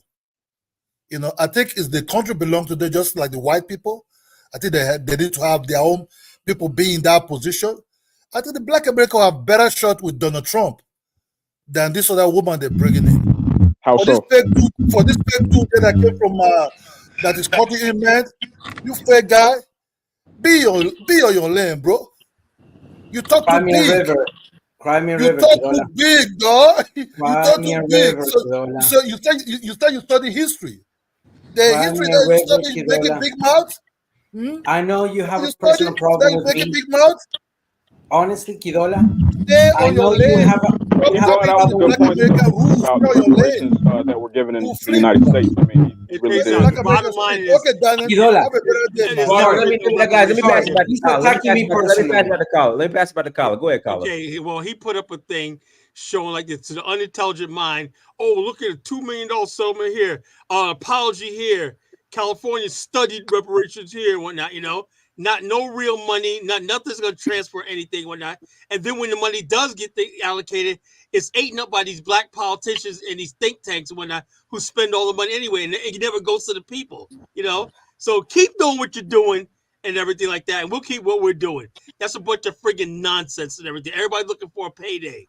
Look, That's how corrupt black Kala, politicians, every last single city is run by You only say Democrats. this about the black community. You never say this about other communities. Kala. Well, it's a good. This is a community I know. I don't know about other communities. Well, hold on, Dre. You need to call on like Dre. Your phone is just like I don't know what's going on with it. But go ahead, Kyle. Yeah. So what I'm trying to say is I know our community, and I know for the fact of the matter is this: we don't have the black people that should be running our community because they don't talk loud, because they're not up there talking this, that, and the other thing. You don't want to listen to them. You got to talk the jive, talk the reparations, black power. We're gonna rise up and all stuff like this. If you get all that, do you get people motivated? We vote on our emotions and whatnot, and reparations emotions. Because I'll be honest with you, right? I do think black people should have been compensated after slavery, right? But there's something we had to give up, right? We decided as a people that we wanted to be part of America. That forfeited our rights to reparations. So I have two questions for you, Kala.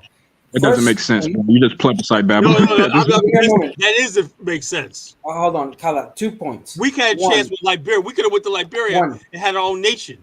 You chose to stay here. Hold on. Right, give me a moment. Kala, two major questions. One, you stated in the past that your country has never admitted wrongdoing. I proved you wrong. That was the reason of that link. So, there's no wrongdoing. Kala, I have not interrupted you. You're lying. I have not interrupted you. I will make my point, You're and lying. then you can contest. Let's be civil. So, matter of fact is, no, you have not proven that I'm lying. You have proven that you want to move the goalpost in order not to. Okay, get to your points. I gotta pass the mic. Simple as this, Kala.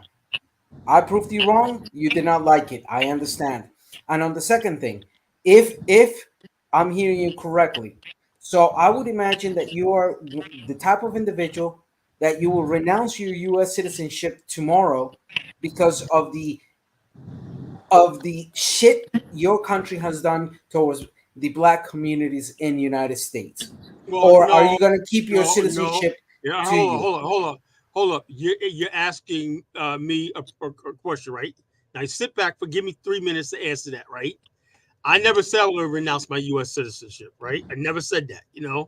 I'm saying if you're serious about black liberation, right? That's what you have to do, right? Black people collectively, right, can't even decide on who they are. So how are you going to basically renounce your citizenship and basically be stateless and everything like that for a thing, hoping that the white man is going to give you some reparations and set you up? So it's not going to happen. I never told anybody to do that right now. What I'm trying to say is because we're online, because people talk a lot of stuff and everything, people think they're making sense, right? And the what do you think of the Tulsa massacre case that happened a while back where they denied reparations at the Supreme Court? Hold on. They denied the reparations. What it tells you, that was the lady's still alive. That was 100 years ago, and they could have did the right thing and said, something that was wrong, what happened, and they could have took it. Those people lost everything, just like the Rosewood people. There's also Wilmington, North Carolina. Asad Shakur's family from Wilmington, North Carolina. There's so many massacres and black people lost everything.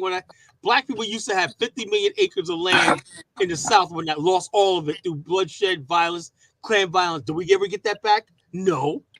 You know, so tell me about how they're gonna give you a reparations check. You know what they said? We're gonna take it, and what are you gonna do about it?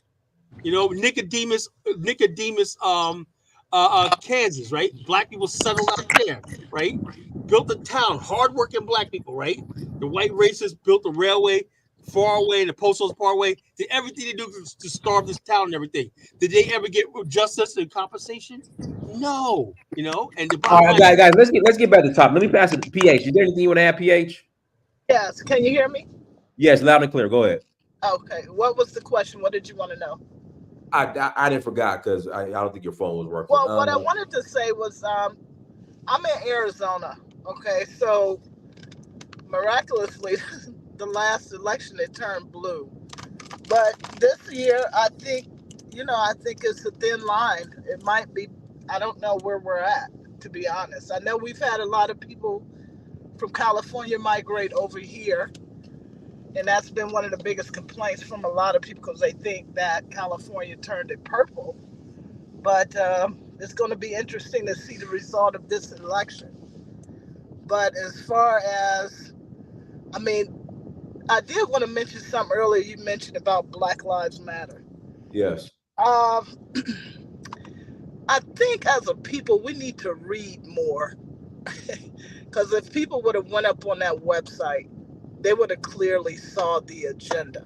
They didn't care. They didn't. Black folks don't care. All they understand was vote blue no matter who, and we got to get rid of the orange man. That's all they cared about. They didn't care. They read that website. Because my cousin and I, we go back and forth, having lots of discussions. We read that. Once we read that website, I was like, yeah, no, I'm not supporting this crap. Because I clearly saw the hidden agenda that was not being discussed. So when it all came out, because at that point we started, searching the money. And that's what it's really about. People need to realize, trace the money. Where the money coming from? That's supporting these organizations that's coming out and claiming to be one thing.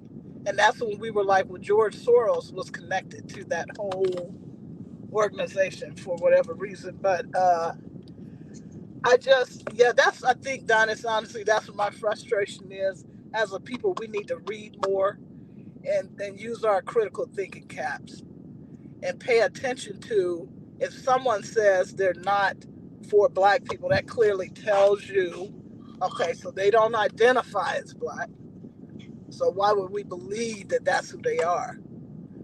We got to stop doing that. We need to deal with reality. Okay, let me pass it to African Always. Go ahead. Unmute yourself.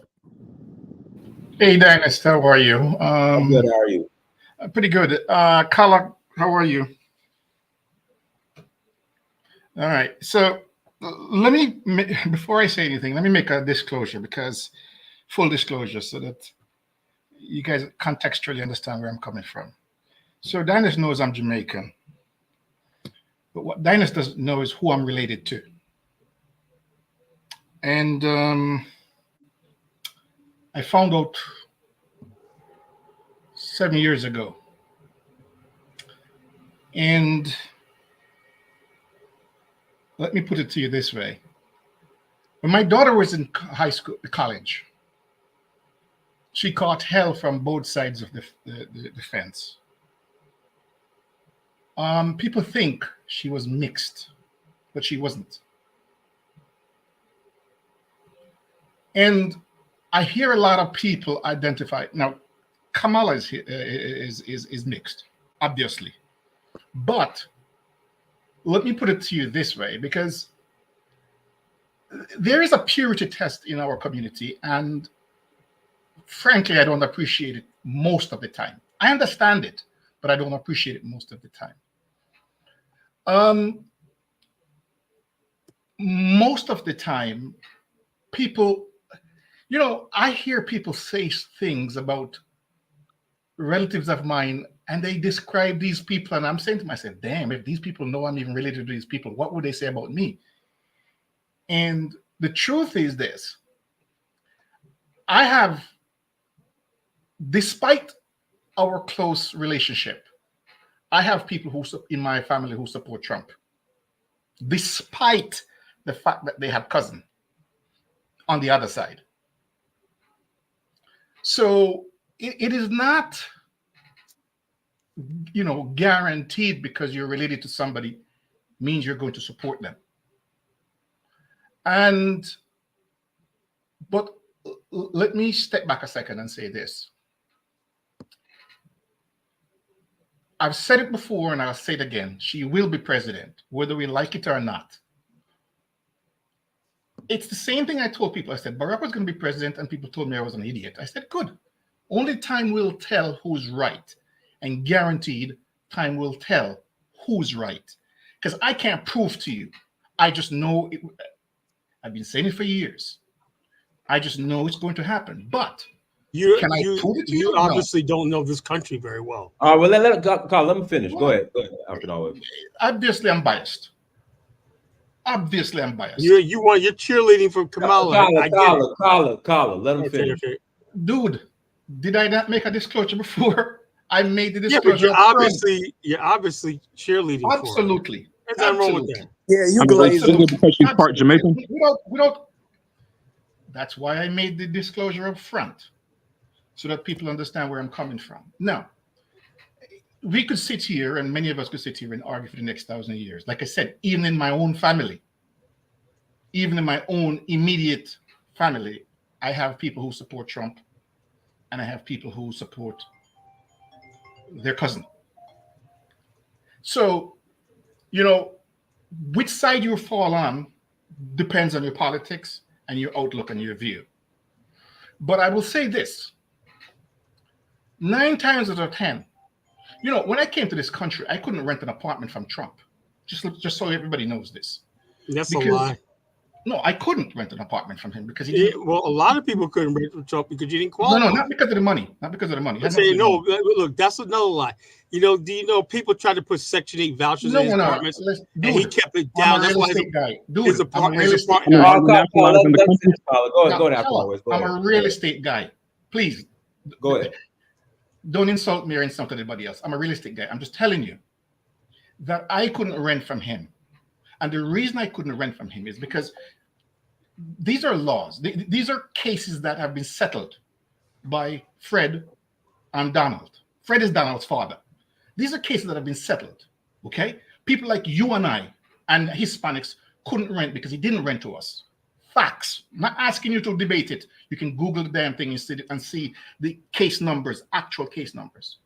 Now, like I said, even with that, I have family members who support him. So I understand, people support people for different reasons.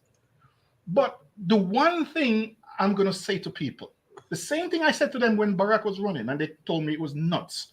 I said, just sit back and relax a little bit. Time will tell you what was going to happen. Now, I'm a pragmatic person, okay? And from my vantage point, you were just talking to the gentleman about reparations. And from your vantage point, and I understand your position, because from your vantage point, you don't see the white guys giving anybody anything, right? And I don't see it either. So I understand that. But I also understand him saying that reparations is an important thing to fight for. Even if you don't get it, it's a thing to fight for. Okay, let me ask you right there. Sure. That's a problem right there with a lot of black people or whatever like that, or powerless people, right? They fight and they have no game plan to win. I like winning. I got winning. And then the art of war, what does the art of war tell you? If a battle can't be won, don't fight it. And you never play your hand. You never play your hand. You guys, a lot of times people get out there and they call. I watched this for decades, right? People call themselves activists. They call themselves this. They call themselves getting out there for the people, and they do absolutely nothing. And that's why we ended up with things like Black Lives Matter and everything. People getting out there and protesting and those like that. And the bottom line is nothing ever comes out of it and everything. Yes, because they don't have a bigger plan. Well, Kyle, let them finish. I got to pass it to somebody else. Go ahead, after Wes. Yeah, I'm just going to close up here. But the truth is this: just because you don't win a war shouldn't mean you don't pick a fight and fight it. But I agree with you. Most of the time, they don't have a long-term plan. And the truth be told is, I hear people say, even on this program here, Dynast, people describe immigrants and they describe them in certain ways and that they have certain things that they get.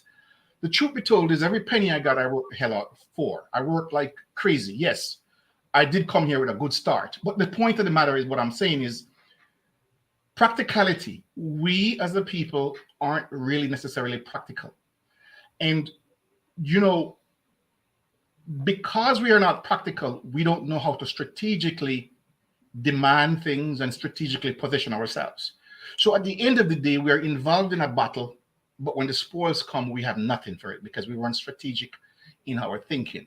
We pick one side or the other. When my father got involved with politics, he was always on both sides because he supplied them with money on both sides. Because no matter who won, his business was going to thrive. We're not strategic in our thinking. And we say, well, the Democrats going to do this or the Republicans going to do this. Neither side is going to do shit for you unless you have something to give or something to offer or some, in other words, you have to strategically pick your fights. This is where we fall down as a community. And I will end with this. It is my hope that she wins. It's my expectation that she's going to win.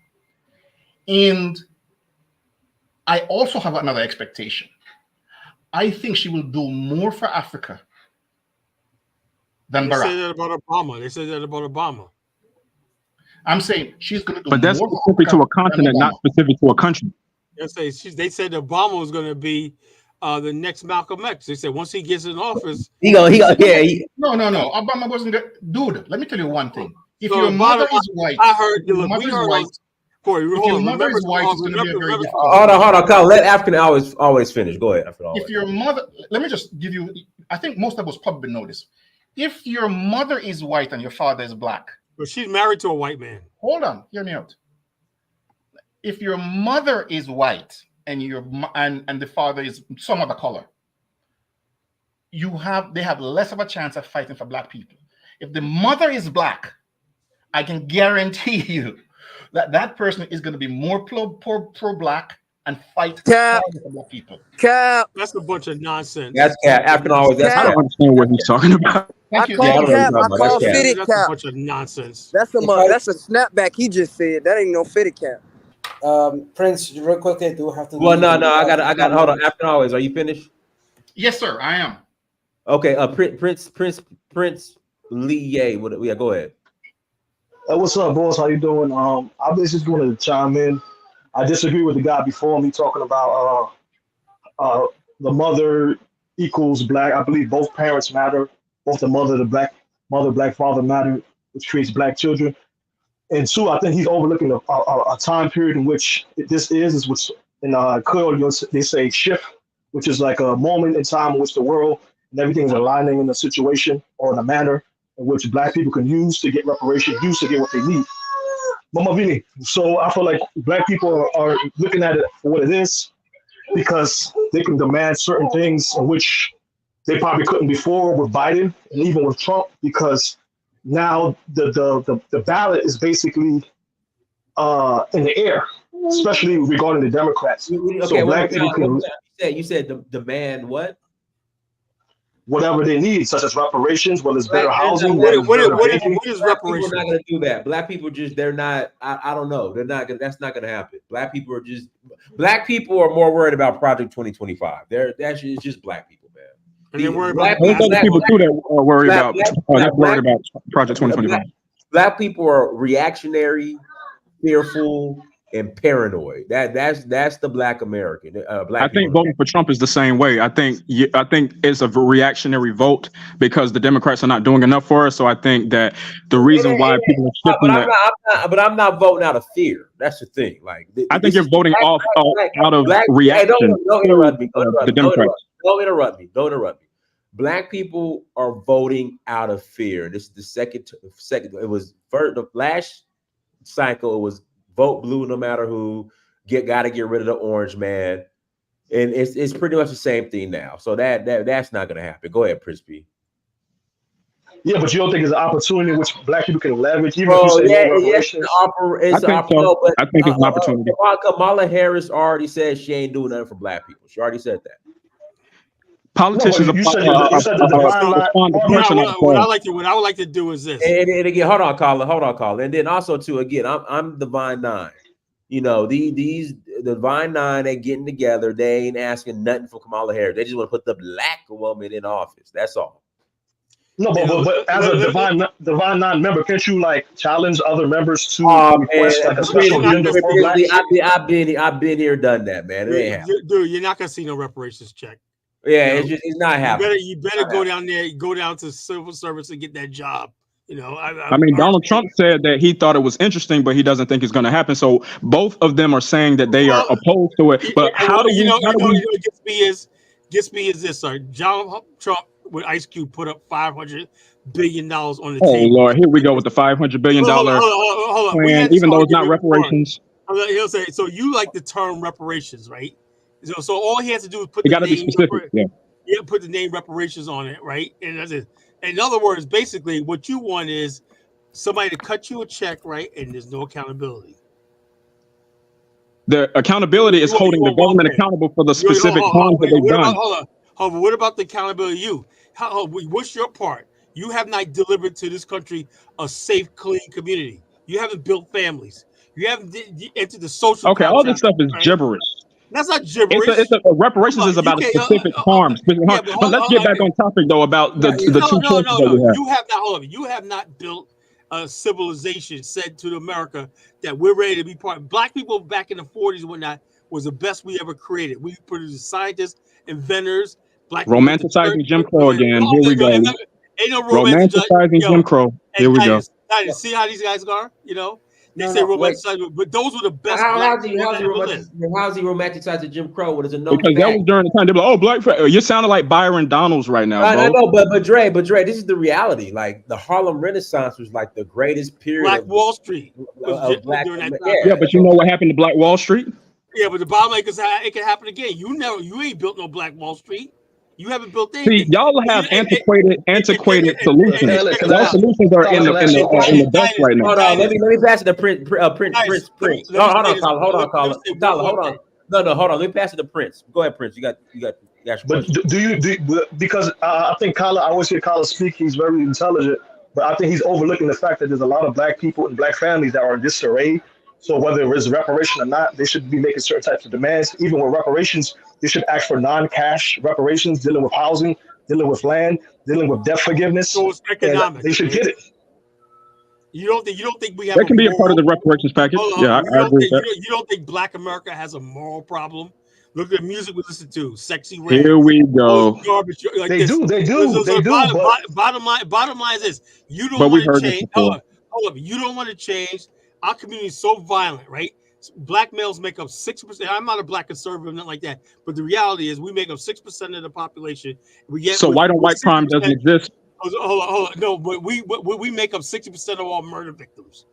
That's the difference, and we're only 6% of the population. Do you get that? We have a problem in Black America. It is Black America. All we do is drill.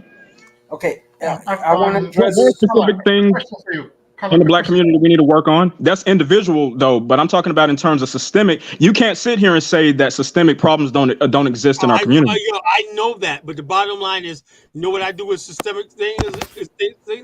I built my own business, right, with my family and everything. All this but is it protected? Is that business protected? Yes, it is. I've been in this office here for 7 years. Contract, you got federal contracts behind it and other protections. Yes. I worked hard for it. I have a quick question for you. Good for you. You know what I'm saying? I know it's good for you. And I know many other people that did the same thing because they don't sit back and wait for some government. They get out there and build it themselves.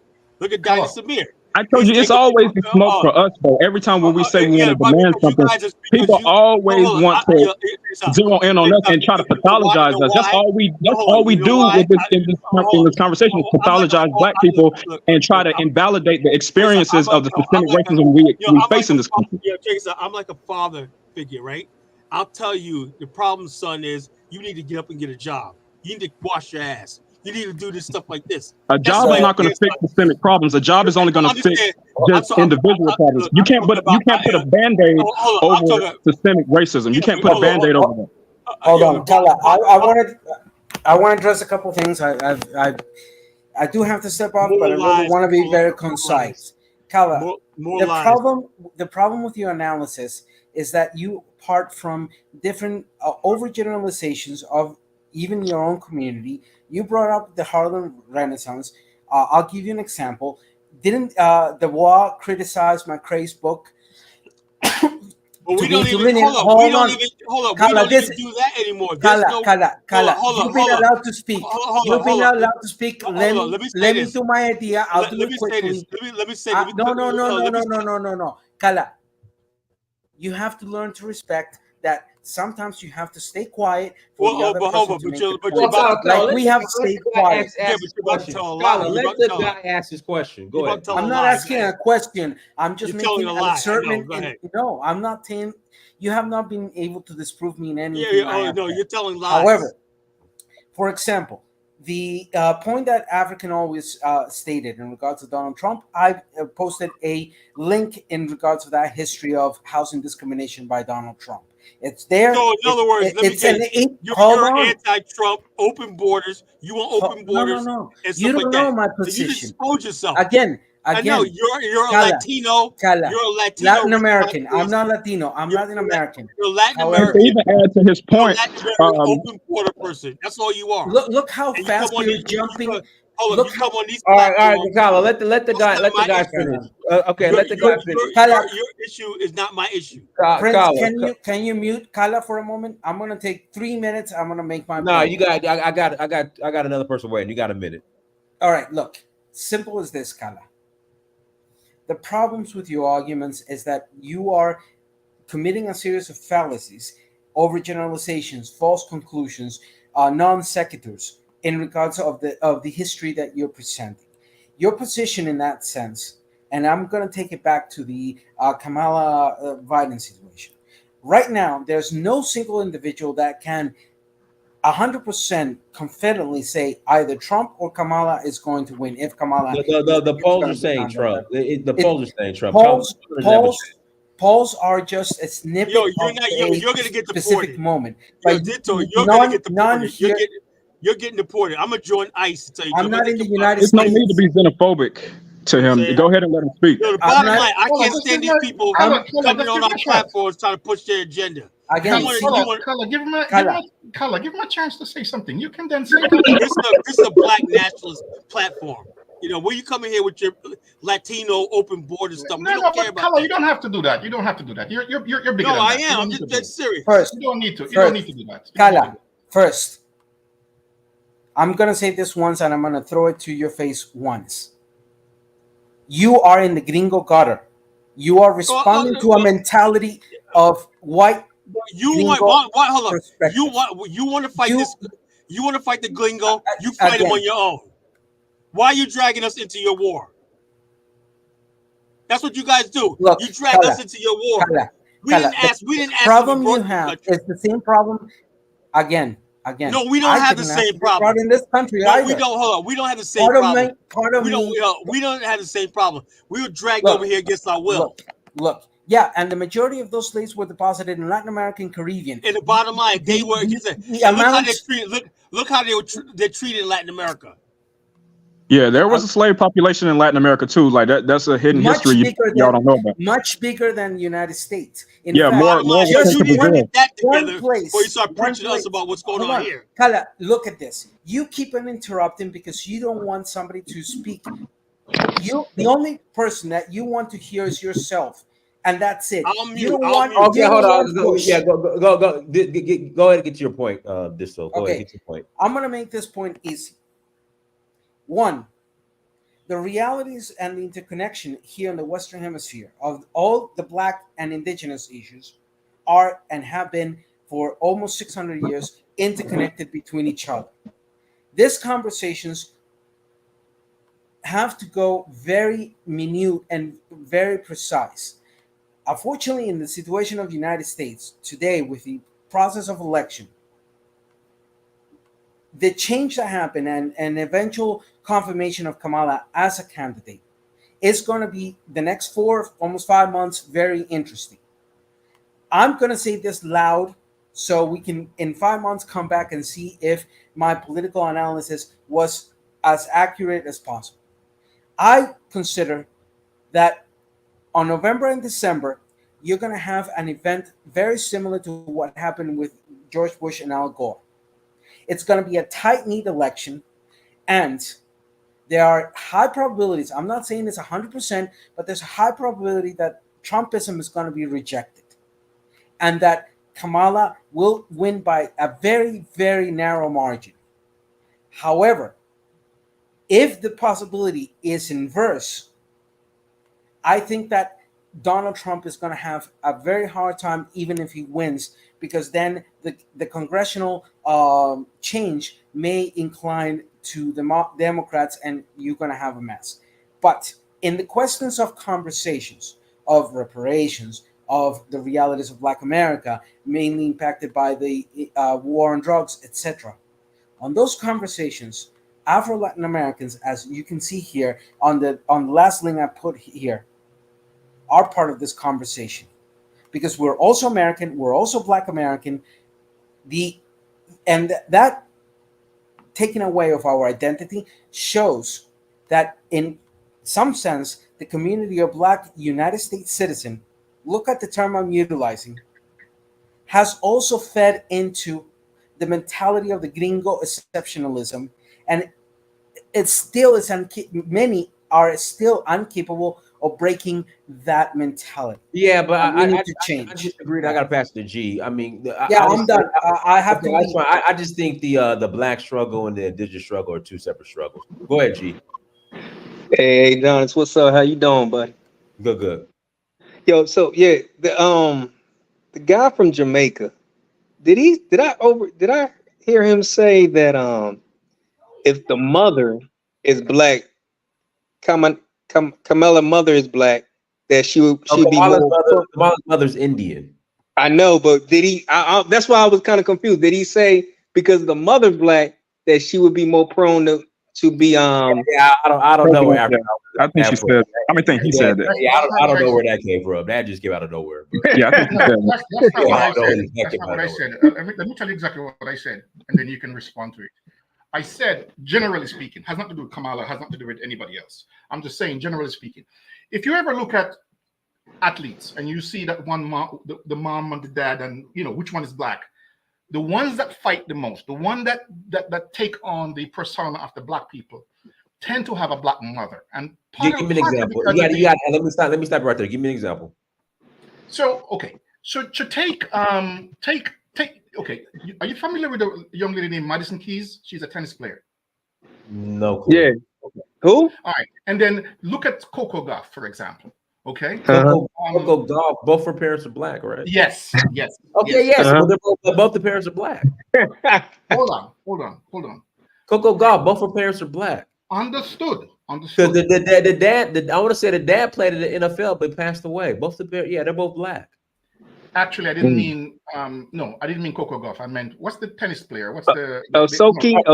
Her dad is Black. Not mom. Her dad is Black. But do y'all think lineage matters in this context? Yeah, I don't. Yeah, I forget. You all over the place with this one, man. Hold on. The one. Yeah, the half Japanese Haitian girl. Her dad is Black. Exactly. Her dad is Black. No, her mom is Japanese. Exactly. My point. But you said the mom is Black. No, I said when the mom is Black, they are much more fighter, because let me tell you something. But you gotta give an example. What's the example? I'm giving you the example. I'm saying, look at how hardy they are when you look at each of them, right? Well, you still haven't gave an example, African always. I need an example. I'm giving you the example. I'm saying the Japanese girl, her mom is Japanese and her dad is Haitian. That's the point I'm making. No, but you just said the mom is Black, that they fight. My point is that if the mother is Black, right? The mother is Black. Okay. The girl or the boy or whoever it is going to be, and of course, this is my speculation, obviously, because I have no research to do. The terrible set. Yeah. This is like an overgeneralization. No, it's absolutely a generalization. No question about it. It's a generalization. So it could be easily attacked. But it's just my observation. So I could be wrong, obviously. We still haven't given an observation. I'm saying to you that if you look at the what's the other girl? There's another girl that whose the mother is Black and the father is white. She's another tennis player. But the point is, I don't remember her name. But if you look at the two, compare them.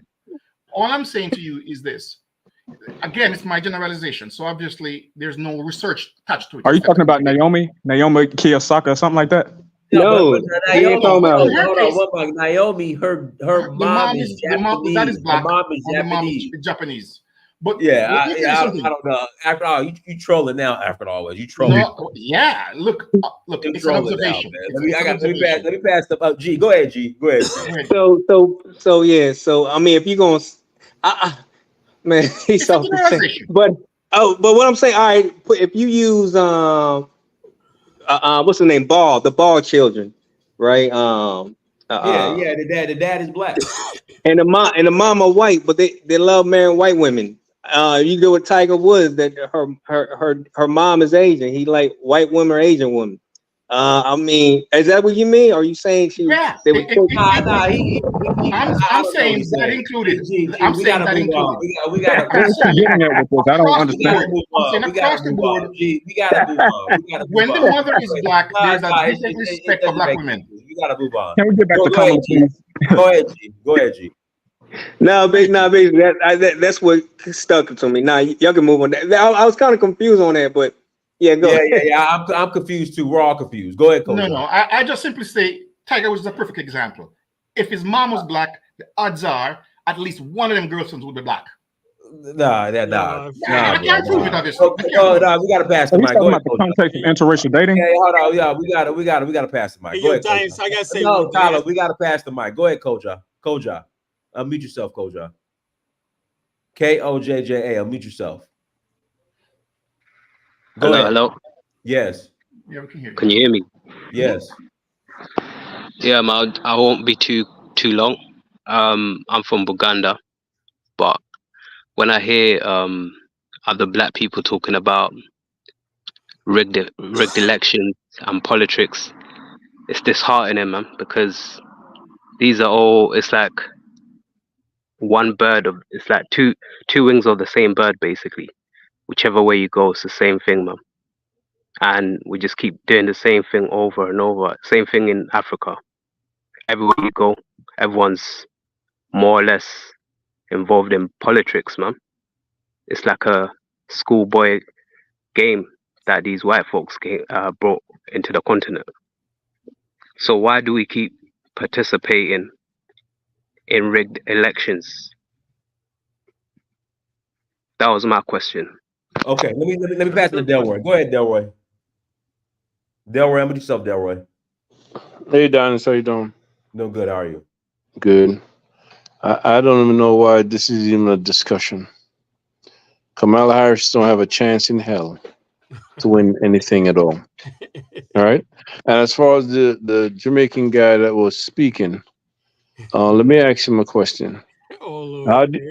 How do you convince my Jamaican mother at 83 years old to vote for Kamala Harris, which she's not, and she's a Democrat? Is he there? African Yeah, always. I'm here. I don't know how you convince her. I just tell you that obviously I'm biased because, I'm biased. Right up front, I said to everybody, I'm biased. Do you got the hospital, Kamala? It's because she's part Jamaican, right? Well, let me hold on a second, Colin.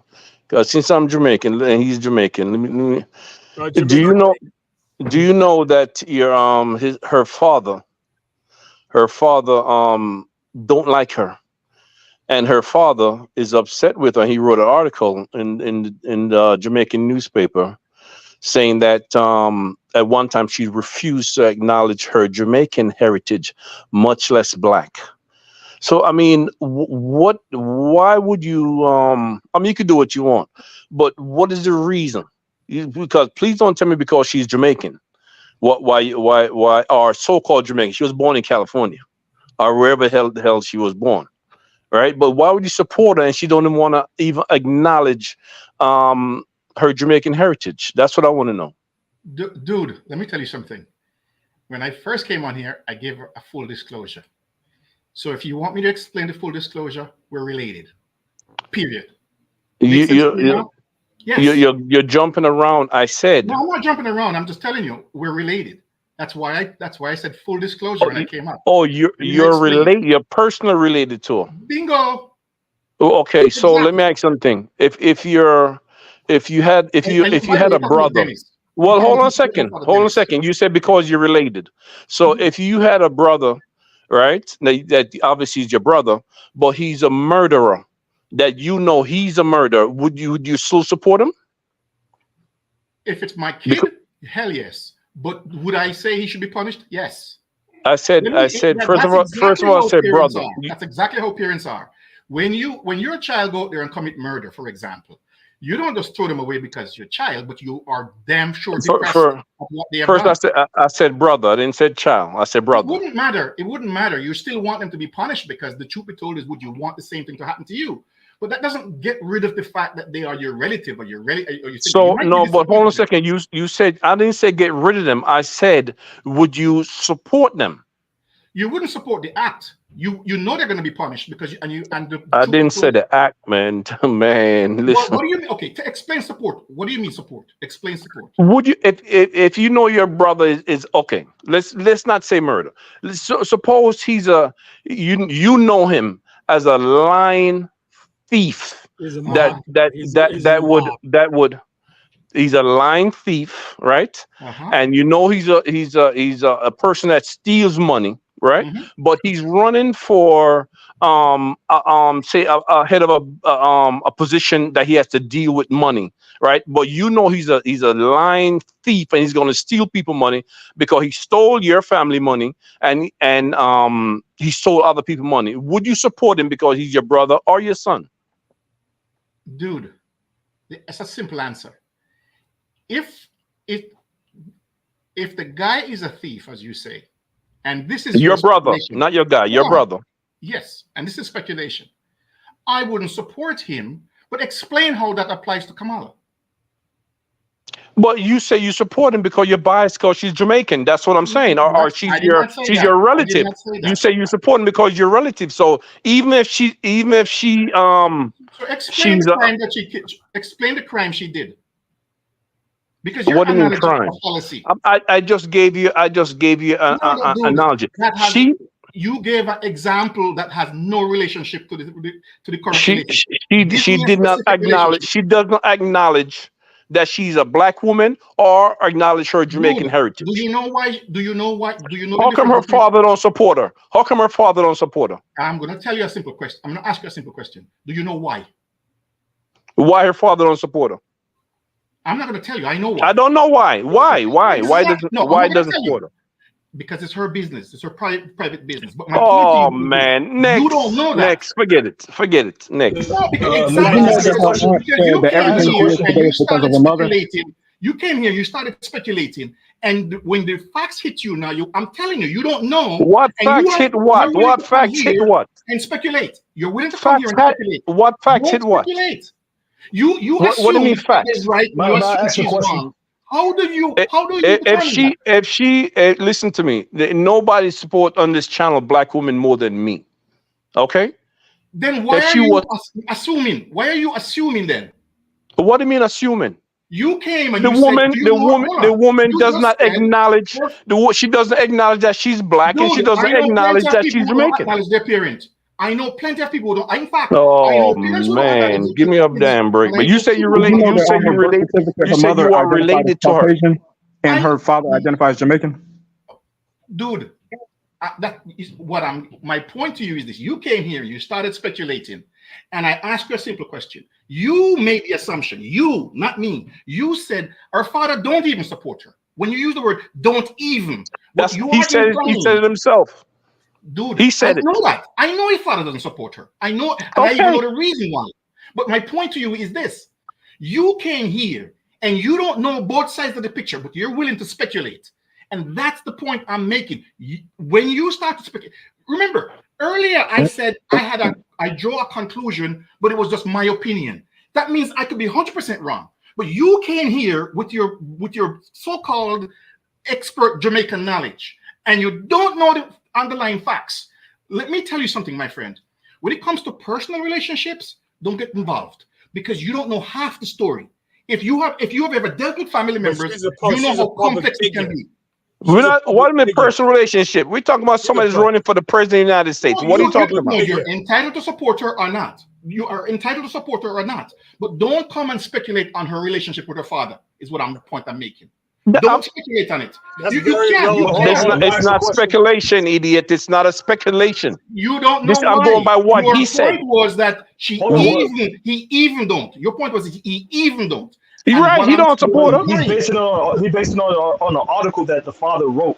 Right. Absolutely. I know the article. I know, dude. I'm related, so I know all of that stuff. But I also know more information that he doesn't know. And my point is, it's you know what this reminds me of? This reminds me of a reporter who asked Shaq O'Neal, "Hey, your father is saying you didn't buy no car." And Shaq looked at the reporter and says, "Of course I bought my father a brand new Benz." And the point Shaq was making was, my stepfather, the one who raised me, the one in the military, that's my father. The one I call blood father, forget him. And so my point is, when you don't know these relationships, don't come and speculate. You can say you hate her, you think she doesn't fit the thing. You can I don't hate nobody. I don't hate people. But you don't have to back her. You don't have to back her. But my point is, don't speculate on her relationship. You don't know nothing about it. I'm not speculating nothing. I'm going off to what he wrote. We're not talking so it doesn't matter.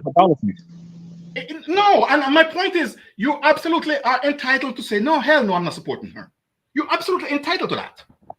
No, but based on what the father wrote, as a black people, we can speculate that this will result in connection to how she treats the black community of America. Understand it's one side of the story is what my point is. Let me tell you something. When it comes to personal relationship, it is complicated. When it comes to man and woman and children, it's very complicated. And I've seen people, even in my own family, I've seen people behave certain ways and outside thinks it's one way and it's not even close to that. So before you come and you don't have to support her. No one has to support her. Okay, does she or does she not acknowledge? Did she acknowledge that she's an Indian, she's not a black woman, and she don't acknowledge? Did she do that at least? She has acknowledged that she's both black and Indian. She's acknowledged both.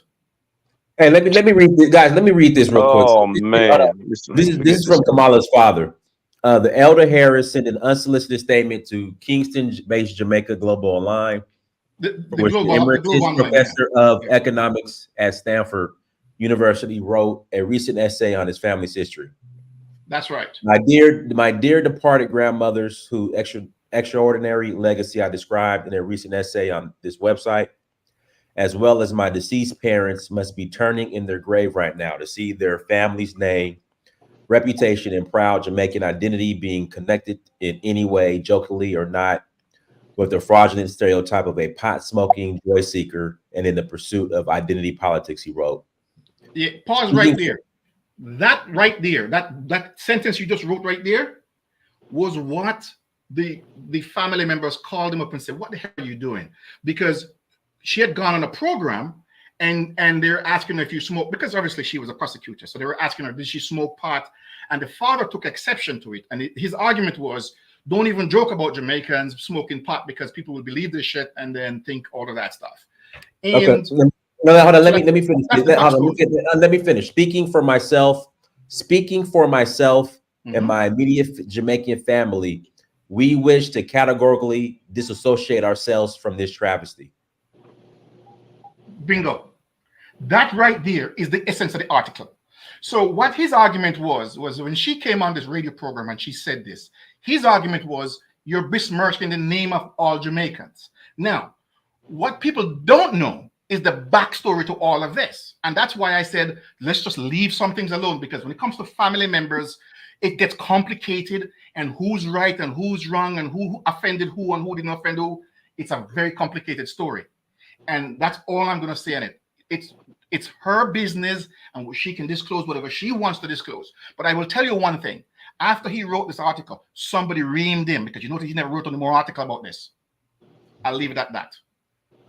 Okay, well, let me ask something. Okay, so you're for her. That's fine, right? So what do you have to say for her policies to convince other people to vote for her? Because this is what this is all about. Well, if you want to talk about policies, let's talk about policy. So this is a fair conversation. Now we're in a fair conversation where we can disagree and agree. When we're talking about policies, so look, earlier Kamala was talking about what Trump did for the black people, $500 billion. The US military budget is $700 billion. So there's no way in hell any president will have that kind of discretionary income. In fact, $200 billion is discretionary income. Now, what Trump is talking about and what he signed was what we call the reauthorization of the funds for the black, for what we call the black universities. Okay. And if you look at the total amount of money, so let's look at Barack. Barack was in power for 8 years. How much money did Barack allocate for nothing. For the HBCUs? He cut the funding for HBCUs. Bingo. So Trump also zeroed out the budget too. Hey guy, hold on. Let me do this. PH, you want to add anything? PH, I know you're on there. PH, right, PH, you want to mute yourself? PH, you want to add anything? Hello, PH. Go ahead, PH. I guess not. Go ahead. Okay, so what I was saying was to rebut. He was saying Trump gave $50 billion. I'm not trying to defend Trump. No, Trump didn't give. Nobody gave. But he gave. That's not true. It's easily debunked. Pull the article up. He gave $50 billion to the HBCUs. If you fact check that, he actually zeroed out the budget. No, he did not. Of HBCUs, like it's a whole spreadsheet. It's a whole spreadsheet. What discretionary? And on that, he created an office in the White House for HBCUs. Dude, let me explain the numbers, because one of the things I hear, numbers is trash all over the place. The U.S. government, the U.S. government has four big chunks of money that they spend. The military. You're talking to people know what they're talking about. No, I'm just saying. Look, when somebody throws out a $50 billion number, it has to come out of somewhere. Yeah, what you call it's over exaggerated. Budget, but it's over the years. It did not come out of the budget. There was nothing. Hold on, it was earmarked $50 billion. Dude, he couldn't build a wall for that. Listen, he couldn't build a wall for but $5 billion. $50 billion may be spread over many years, but it's part of the. No. Let me tell you what he signed. And again, you can Google this thing. Don't take my word for it. Google the damn thing. Google is your friend. So what he actually signed. Let me tell you what he signed. Do you know anybody can put something on Google? That's the main truth. Go to the office of the budgetary $50 billion Congress. Dude, there is no discretionary $50 billion income anywhere. Let me explain something to you. That is why even the money for Ukraine, you see how hard that shit was to get that $80 billion for Ukraine and whatever it is. But the money was already there. Trump just basically said, like this, we have money in the ways and means for education and stuff like that. It just as the president gets what's the education department budget? That's not true, man. No, what I'm saying is there's all types of discretionary money that the president has access to. It comes down to discretionary income. Whatever the campaign thing is, that doesn't have to go through Congress because he has access to cash anyway. If it goes over a certain amount, what they call cloture, he has to when it comes to cloture, that means what's not spelled out in the actual law, then he has to go to Congress. Listen, you understand how it works? Every president has a small amount of discretionary income. Why did he zero out the federal budget? Well, because it has to be part of the budget. Now, all I'm asking is, guys, don't take my word for it. For friggin' many years. Yeah, but listen, I'm telling you, just listen to me for a second. I am telling you, these are facts. You don't take my word for it. Google this shit and you'll see what I'm telling you. I am telling you that what Trump signed was what I call the reauthorization. But let me tell you the difference between Trump and Biden. Trump is the kind of guy, if he ever does anything for you, the whole world is going to know. So what he did was, every 3 years they reauthorize it. So what happens is under Trump, it was for reauthorization. And Biden stopped it. He took that money and gave it to the illegal. No. You can look up these numbers. He gave it to the immigrants. Stop speculating. Biden gave that money to look up the numbers. Okay, see, here's right here. I'm gonna put it in the back chat. Yes, let him show you. Show me the $500 billion. I'm gonna shut you up right now. Show me the $500 billion. Hey, one mic. Hey, Delroy. Yes. Delroy, you don't think Kamala got a shot? Brother, I know no black woman that's going to vote for Kamala Harris, including like I said, my Whoa! Hold on, 83. Dale. I gotta stop. I gotta interject. All the AKAs and Deltas and the Zetas and the Divine Nine, they hit the polls. Like I said, me personally, The I man is don't saying know he doesn't know. no black woman that's voting That's for it. fine. The women them that I know, including, and this is crazy, my 83-year-old mama who's Jamaican. Right, so that's what I'm saying. Kamala don't have a chance in hell. I don't know why this is even a discussion. As a matter of fact, I feel sorry for her, to tell the truth, because the Democrats, what they should have done was did this over a year ago. Right, the Democrats waited until a couple months to the damn election, and now throw her behind under the bus. So she's gonna take the hit, and she's gonna look Delroy, stupid and everything. That's the Delroy, key to this whole thing. Delroy, don't you think the Democrats should have an open primary where candidates get to run? It's a It's too Democratic late. way. It's Yeah, too but late. It's too late. It's a still, couple months. but they just They handed don't her have the the. Okay. time. They don't have the time. They She don't have the came. time Hold for on. that. They don't have the time. It's too late, Carla. Yeah, but It's too late. the bottom line is that's why I said it's a joke. This is so-called democracy. Hey, Dice, I put that article up about the HBCUs. Can you play that? But hold now, hold on with that, man. We're talking about let's finish it. We're talking about elected now, right? Like I said, a couple months before election, they took this sister, right? I'm gonna call her sister, threw her under the bus, right? And now she is gonna take the hit now, right? So she's gonna take the hit. So a black woman or so-called whatever Jamaican, right, is gonna take the fall now, and she's the one that people is gonna remember, because this defeat is gonna be so bad, right? But it's not gonna fall. No, it's not gonna fall on Biden, and it's not gonna fall on a white person. Right? It's going to fall on a black, Indian, Jamaican, whatever person. Right? This is why I feel bad for. That's what I'm saying. Hey, Listen, Delroy, I fully appreciate one mic. Hey, Delroy, how do you and that's how I start off the show. How do you think when she gets blown out the way she's going to get blown out? How do you think that's going to affect black women moving forward? Dinus, I think they're just gonna move on, okay, and wait for the next candidate. Like you said early on, the only chance they have, is Michelle Obama, and that's it. Nobody else. That's it, Michelle Obama, and not this year. For 4 years from now, is Michelle Obama. That's who they have. That's the only chance. Because she says I believe her when she says she's not going to run. Like I said, that's the only chance they have, whether she run or not. Well, okay. Other than that, the Democrats are dead. Here's what I tell my friends: sit back, wait, and after November, we'll sit down and talk about this, because I had the same conversation when Barack was running, and people who told me there's no chance in hell that the system is going to allow a black man, a nigger actually is what they said, to be a politician. And I said, look. That was a different time period. That's before Black Lives Matter. That was before George Floyd.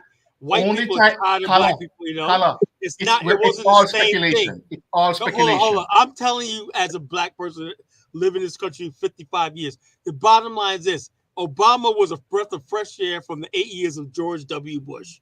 You know, he comes in, he talks about hope and change. We didn't really have even a racial identity. Yeah, but that's not what people said. That's not what people said. Hold up. But the bottom line is Obama was marketable to a good portion of white America. You know how many Republicans he got to vote for him? You know, but Carla, Obama was chosen from 2004. At 2004, I knew Obama was going to win. Let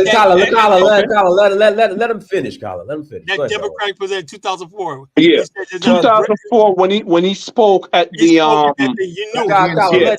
knew when he spoke. I knew. I told my friends. I said, "This is the next president," and they laughed at me, right? But I knew. I know how this country works, right? I said he's chosen now to be the next president, and nothing is going to stop it. All right. So he was chosen from 2004. right? And he's part of the establishment. He's been part of the establishment from he was a senator in Chicago. All right, let me pass it to TTO Lua. Elroy. Let me The pass truth is that most people. let me pass it to TTO Lua. Unmute yourself.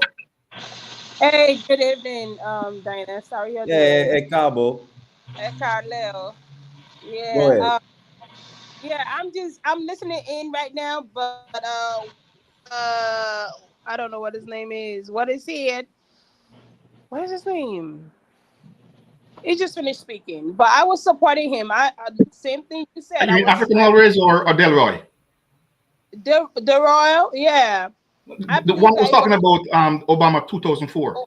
Yeah, I knew he was going Delroy. to be president. They needed him to be the president, though. We got to understand that because remember, as soon as the I don't want to talk too much, but when the Twin Tower happened, when that happened, they kind of lost trust in the current president. So we definitely know at the end of the day they need to change and bring back the trust of African Americans because they know us that for everything that they do, they know that we lose trust in them. And the fact that they even went to Iraq, they definitely know they lose all type of trust because remember a lot of people came back home, a lot of African Americans came back home, from either being broken or from something, because I have people that went to Iraq too.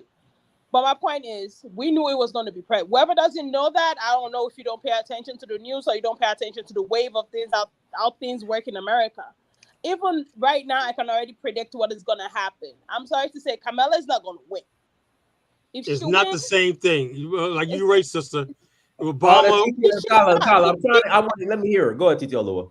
Oh, she's a fallback. Like someone mentioned, she's a fallback. That's what she is. She's not gonna win. If she wins, and by any chance, they trick y'all the same way they did the last time. Okay, but I So know may I that ask you a question, sis? as soon as T-Man wins, I guarantee you, T-Man is not gonna use maybe 4. If he use maybe 4 years and he come back for maybe, But I'm telling you, T-Man gonna probably be called back to heaven or something. He's not gonna last May I that. ask, may I ask you a question? They're trying to change the wave of things. If you guys are paying attention to what is going on, they're trying to change the wave of things. They're trying to change just like they changed it during the 60s, right? They need something big to happen. So when something big happen, things can change again, just like the Twin Tower. Something big happened, and then they brought about something else. So now T-Man is gonna be the something big that happens. And I'm not gonna be surprised if you use some foreign man to be the, VP. Someone that the whole man OB can control.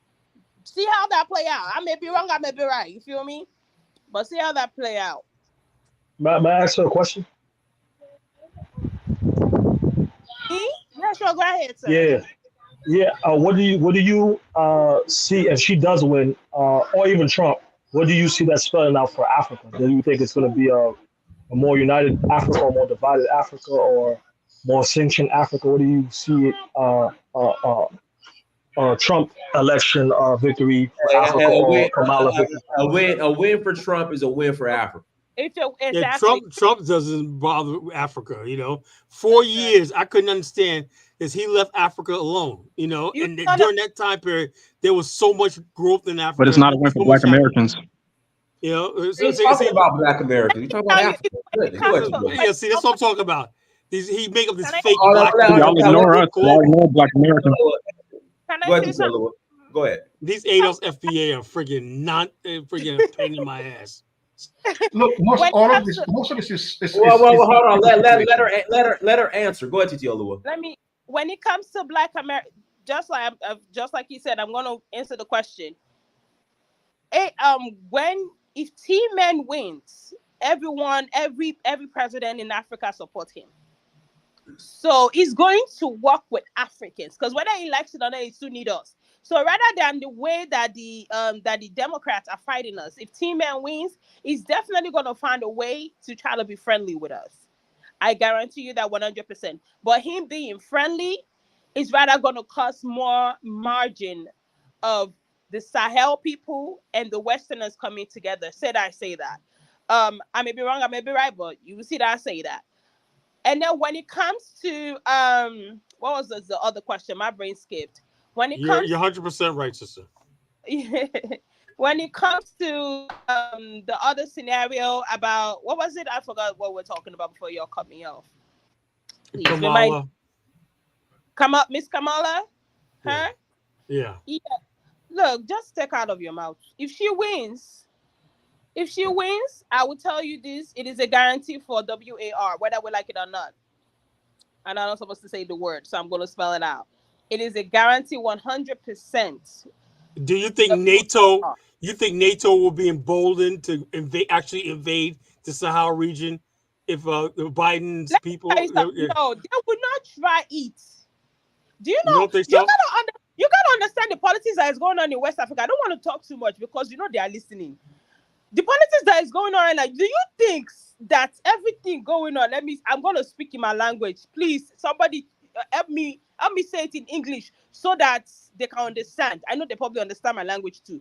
Do you think say everything they go on? The people where they sit for ECOWAS, they don't know. Now role they play. It's called role play. You get what I'm saying? They are playing a role.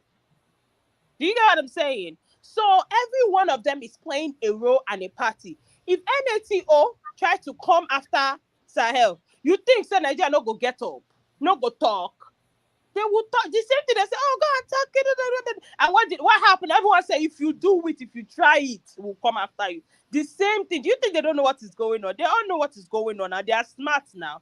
But the game is, I guarantee you, if T-Man win, that's what I want. Once he wins, watch how everything will play out. You will say that a lot of people will be shocked because Africa is gonna rise, whether we like it or not. Whether they like it or not, it's going to rise. It's already rising, and it's Will it be gonna under be. Trump? It will. It will likely not rise under Trump directly. It may be China that rise that actually But this has is the that very upper. same president that said that your countries were shitholes. My love, let him say what he want to say. Like I said, everyone is playing a role. You know what he's doing. Let him say what he want to say. And you see how he said the country was shit, shithole, but then his friend, every African president are still friendly with him and still support him. It's a But sister, he also Y'all, said they are after he said brainwashed by Western that powers everybody by should invest colonization. in They've been Africa. colonized. Hey, I think one thing about it, man, I think that first of all, Kamala Harris, she's not black until it's time to for voting. And Exactly.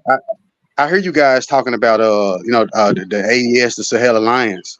Well, first let me comment on what I think Donald Trump approach to Africa. Donald Trump has historically had a kind of hands-off approach foreign policy. You know what I mean? So I think with Donald Trump in office, I don't think it'd be too much, like foreign interference, or at least American interference with Africa. I'm not saying it won't be none, right? But I don't think it'll be, as much as it's been with, like with the Biden administration and things like that. I think Donald Trump pretty much is more concerned about domestic issues more than foreign issues. True I that. also think that the alliance of Sahel states is going to eventually. I don't know if it's going to happen soon or in the future, but that is going to eventually, in my opinion, spiral into a continental government. That me personally, I think eventually Chad is going to probably have some kind of coup d'état. What's the other country around it? Cameroon is probably going to mess around and have a coup d'état. Because all the countries around the Sahel states are, admiring those three generals, with Assimi Goïta, what's the Traoré, and with General Chiani. I think what they're doing is great. I think they're the only true Pan-Africans, or at least in a leadership position right now. I don't think that the general of Guinea, I think he turned out to be a sellout. Probably in bed with French with France. Plus, he has a white wife. I can't even take you serious. You know what I mean? Personally, it is what it is. But hopefully, I'm praying that the alliance of Sahel states will spiral into a continental government that are only serious Pan-Africans I see. So I'm just hoping for the best for that. But that's all I got to say right now. I guess I'll piggyback off any other comments. Yes, Yeah, sir. Hey, go ahead, Delroy. Go ahead, Delroy. Yeah, I agree with this brother. The only other president that was a true Pan Africanist, he died or they killed him, was Magafuli. So I definitely agree with what this brother is saying. That's all I'd say.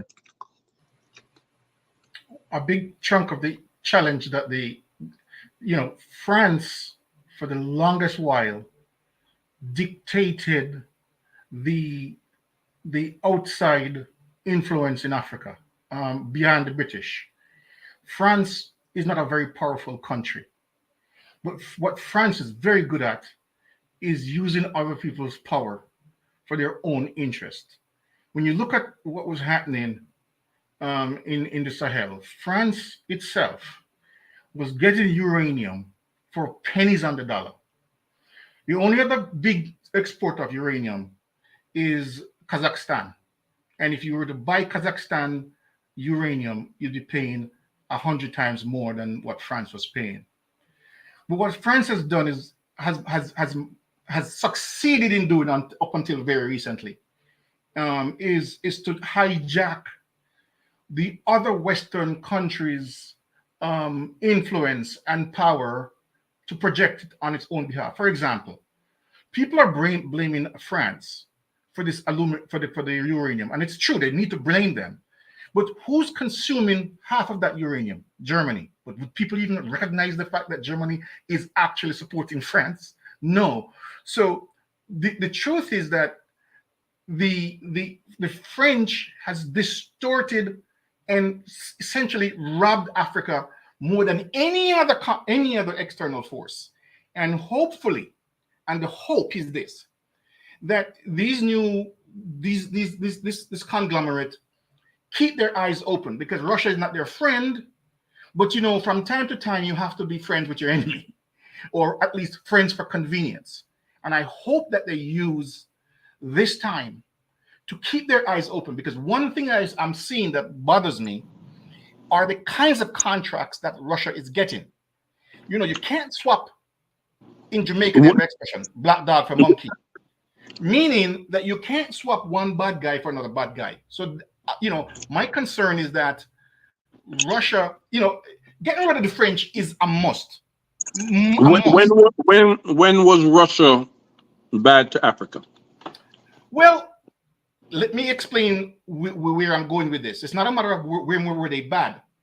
The point of the matter is that when somebody is weak, because in the case of Mali and so forth, when somebody's weak, because again, France was what we call a mercenary country. Okay, just all we have to do is look at Libya and see how France leveraged the power of the United States and massively damaged the country. The point I'm making is this: I couldn't care less whether Russia came in last week or next week. Keep your damn eyes open, because you can't trust anybody who's not you. And even people who look like you have to be double checking them.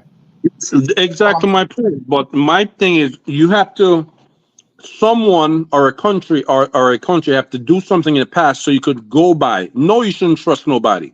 You see what I'm saying? No, I understood. But that's what I'm saying. You keep an open eye. I'm not saying you shouldn't do it. I'm saying right. But you say enemy. Russia was. You have to prove that Russia was an enemy and with Africa at some point. I don't care whether Russia was an enemy or not. I'm saying don't trust them. Hey, can I interrupt for a minute? All right, let's move on then, bro. Let's move on. I think both of you guys have valid points. I think that Russia certainly has been a proven an ally so far, and historically, even when you look at the relationship between Russia and Africa, hadn't been a hostile one. I'm not gonna say but I do understand. I mean, what's the saying? The enemy of my enemy is my friend. But I do agree that, man, if we're serious about liberation, that we do need to allow third parties to play a small role. I mean, a very small role, minute role in our liberation. And I think that Russia, it's been playing a small role. I wouldn't allow them to go any further than what they're doing right now, though. Right. I mean, and we can, I mean, hey, we can look at history. We can even go way back to history. And I agree with the comment that the man said that, like, when you're weak, oftentimes, people might come in to help, but really they just trying to, subjugate you too. A good example of that, I hate to go back too far, but it's, a perfect example of it is 700 BC when the Arabs invaded Egypt, which at the time was in control of Rome. The black people in Egypt had been during the time were being oppressed by the Romans. So what they ended up doing was going over, to seek help from the Arabs. And the Arabs came in because, I guess because the Arabs during that time, the Arabs would come into Egypt and do business with the Romans and also do business with the black people and kind of treat them good, right? So the black people kind of got this idea, oh, the Arabs, I guess they Muslims and they must be good, right? You know what I mean? And they end up seeking help from them to help them expel the Romans up out of Egypt. And they came in, got into the the Arab Roman war, and end up winning, and they done been there ever since, and it actually end up being more brutal to the black population than the damn Romans were. So I think just studying history, it didn't even got to be that period of history. I mean, it's perfect examples in history, even more recent history, where that has been the case. So we do need to be careful, with people who claim to be our allies, especially ones who are not black, because their interests might not be aligned with ours. Right, and that also includes black countries. Yeah. Yeah. Absolutely. Remember what Russia is doing in Sudan as well right now. So we shouldn't forget that. Yeah. Dias, Go ahead. Let me react quickly. First of all, let me correct most of the people who are thinking that when Trump, because they present myself, original from the Congo. I've lived in most of the Great Lakes region in South Africa before coming here. And I've been following, politics, especially African politics or geopolitics of Africa for a long time, research a bit, especially about the situation in the Great Lakes. So that's one of my field of deep research. So first of all, African, let's not be in the, in the la la land thinking that when Trump take over or if Trump become president, there will be much change for Africa. Like I heard one of my sisters say that, it will be better. But if Kamala take, it will be WAR. Notice, the U.S. foreign policy to Africa doesn't really much change, be it from Democrat or Republican. Because you can go back and see in 2016 about when Trump was a president, what changed in Africa or what U.S. policy changed in Africa. Not much. And if I can tell you, like, from people who don't understand, like, they don't know this, one of the most, or I would say the most critical agent of U.S. policy in Africa, it's especially in the Great Lakes region, because that region is probably the second most strategic region to the U.S. And see who Trump met among all African presidents, it was Paul Kagame. And I'm telling you, either people understand, accept it or don't accept it, Kagame is the agent of Western colonization in Africa region. So when it comes to France, notice France is a subcontractor in most cases of US policy. So whatever France was doing in Western Africa or in Francophone Africa, know that they don't just do that for their own interest. They do it also in partnership with the US. I would support what my brother said about Russia. We don't have African. We have to know that, like I remember Professor John Harry Clark said, we have no friend. We have no friend. Be it the Western, be it Russia, be it China. Yes, we can only choose who will be the good partner for us, but we don't have to trust like this one cannot colonize us or this one cannot. No, we have to stay awake, find our own interest, develop ourselves, and try to become sustainable or self-sufficient. We have to go back to the point where we'll be able to be self-sufficient, be it in technology, be it in manufacturing, in everything. So that's what I wanted to share or to add about the discussion here. So let's not fool ourselves that if Trump become president, things will be better for Africa. No, we still have to be awake. Okay, let me pass that. Go ahead, No, Aaron. I'm no, sorry. it's Go ahead. not that. It's not that Trump Uh, is gonna. I'm sorry, I'm cutting. It's not that Trump is gonna be the one being in control. The reason why we're saying it's gonna be better is because Trump focused more inward, like someone said before, than outward. Like right now, the Democratic parties, they're focusing so much on Ghana accepting this, all these African countries accepting their policy. They're so focused on that, while Trump is more focused on within America, like how can we, move on in America? Because that's where his business is. That's where his own company is based, which is in America. That is why he's so focused inward. So being that he's so focused inward, Africa in itself is able to do things on their own basis, on their own understanding, without the imposing of foreign leaders such as the US of A. You get what I'm saying? We're not saying Yeah. that it's gonna be better or whatever. No, we're not saying. It's just the fact that it's not going to be so much on us like they already. Right, right. I'm not sure what year AFCON was set up, whether it was under Trump or Biden, AFCON but was set up 20-something years ago. Yeah. Okay. Under what It was actually under Clinton, but it really got established fully under Bush. Don't mix up American foreign policy with their leadership. Leadership Right. come and go. Thank you. American Thank you. foreign policy is very consistent. Yes. Thank you very much. This is exactly what my point. But however, in fact, I had what's his name? Is it J.D. Vance? I had a speech that he gave today. He said he want to focus on internal issue. How that alone, it's about their focus, right? It's when they put their focus inwards. This is what the whole world want. In fact, the entire world want America to start focusing on their own issue. Focus on their own bread and butter. Look at the working class, the African Americans, the Hispanics or Latino. Focus on their own issues and solve their own problem internally and forget about other people's problems. That's what the world want. That's what America want. But yeah, you're right. Their foreign policy would hardly change regardless who's in power.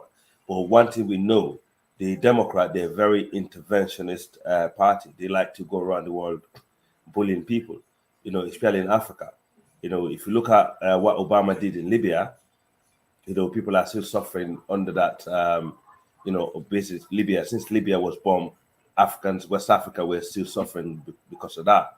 And we know for a fact, if you look at the Great Sahel, all the issues that goes on in the Great Sahel, it's not only the French that's pushing, to stay. It's actually America and the French together. But yeah, the brother is right. The French are not in Africa on their own. They actually are in Africa with the Americans. And also, they got their agents. Yes, Kagame is the agent of the West in East Africa. The Nigerian current president is the agent of the West in West Africa.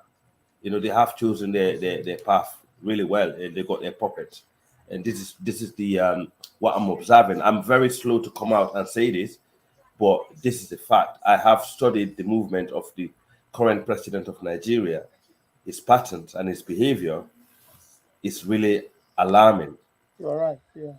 It's really alarming. And all right, guys, let me read these super chats. Let me do that. Shout out to Leah Boucher. Thank you for the 279. Black man, vote for Kamala. Don't be an incel. No, I ain't voting for no Kamala Harris. Trump 2024.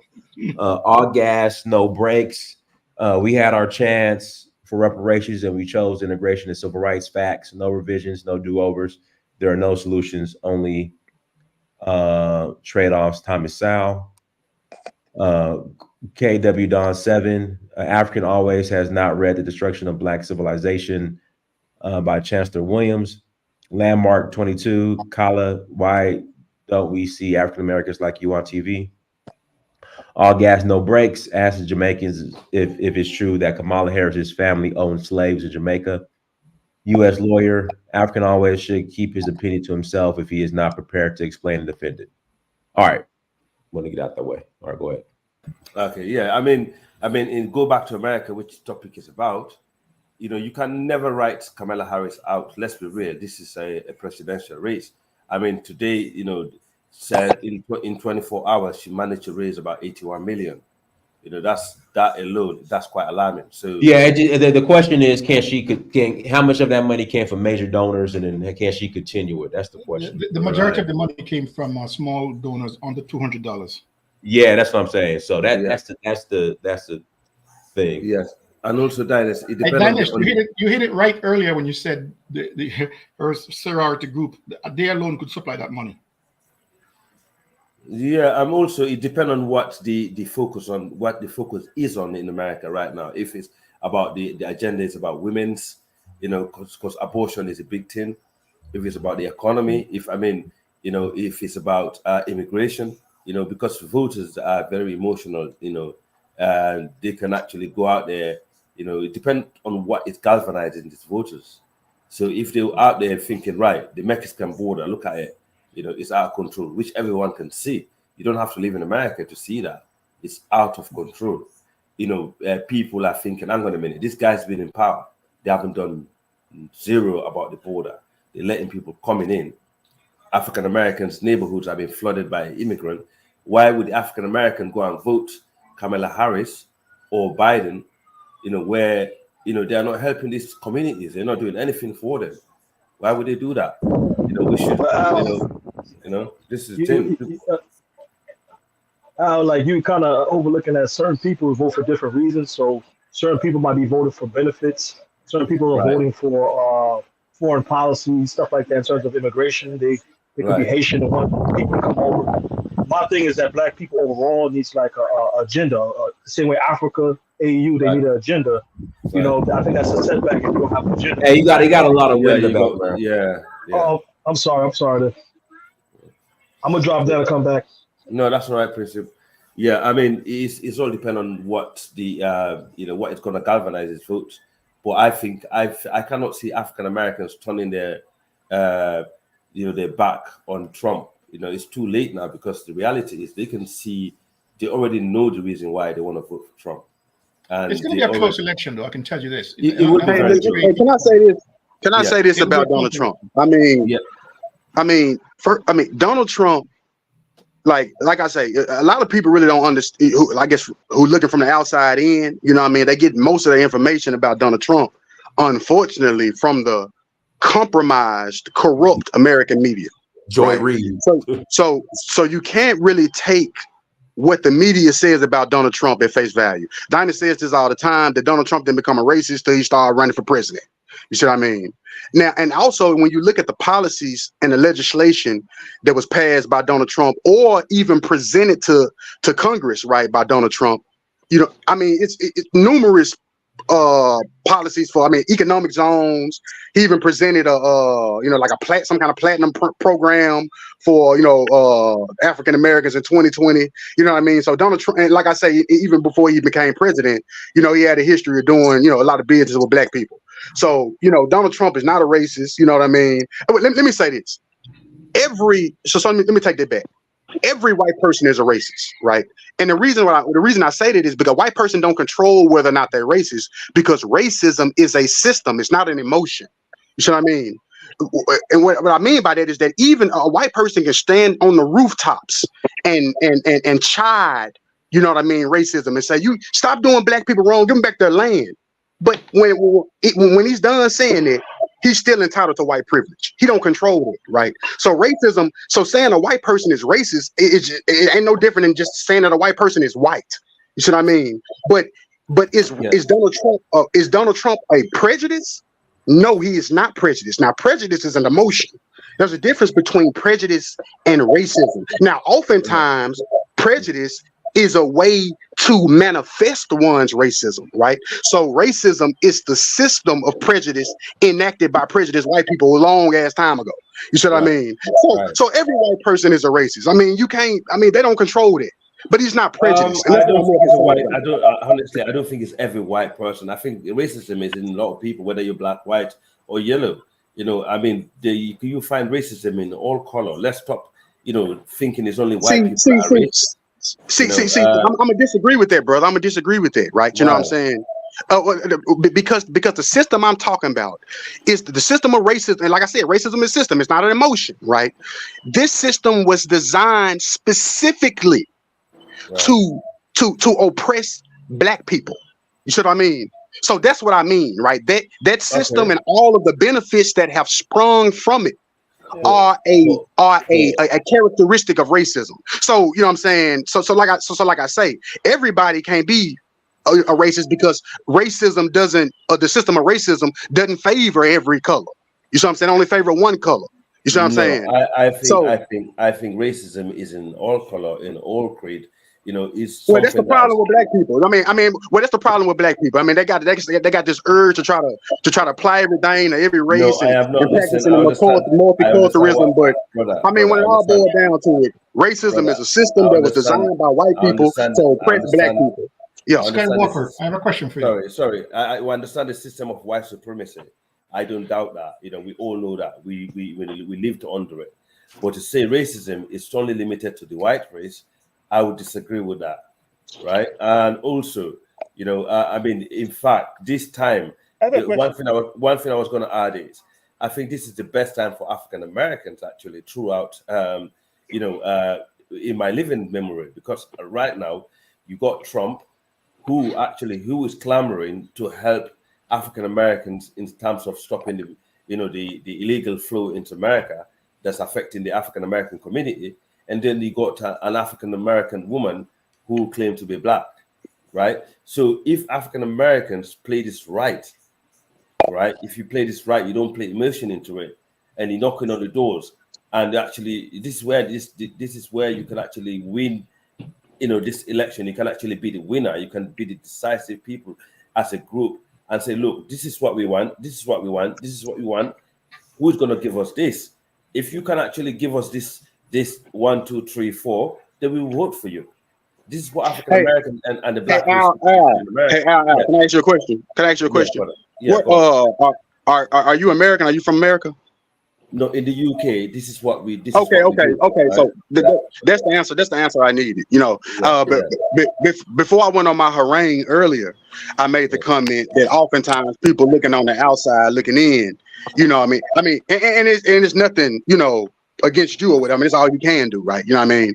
But they tend to, like I say, misunderstand the political atmosphere, the social atmosphere here in America.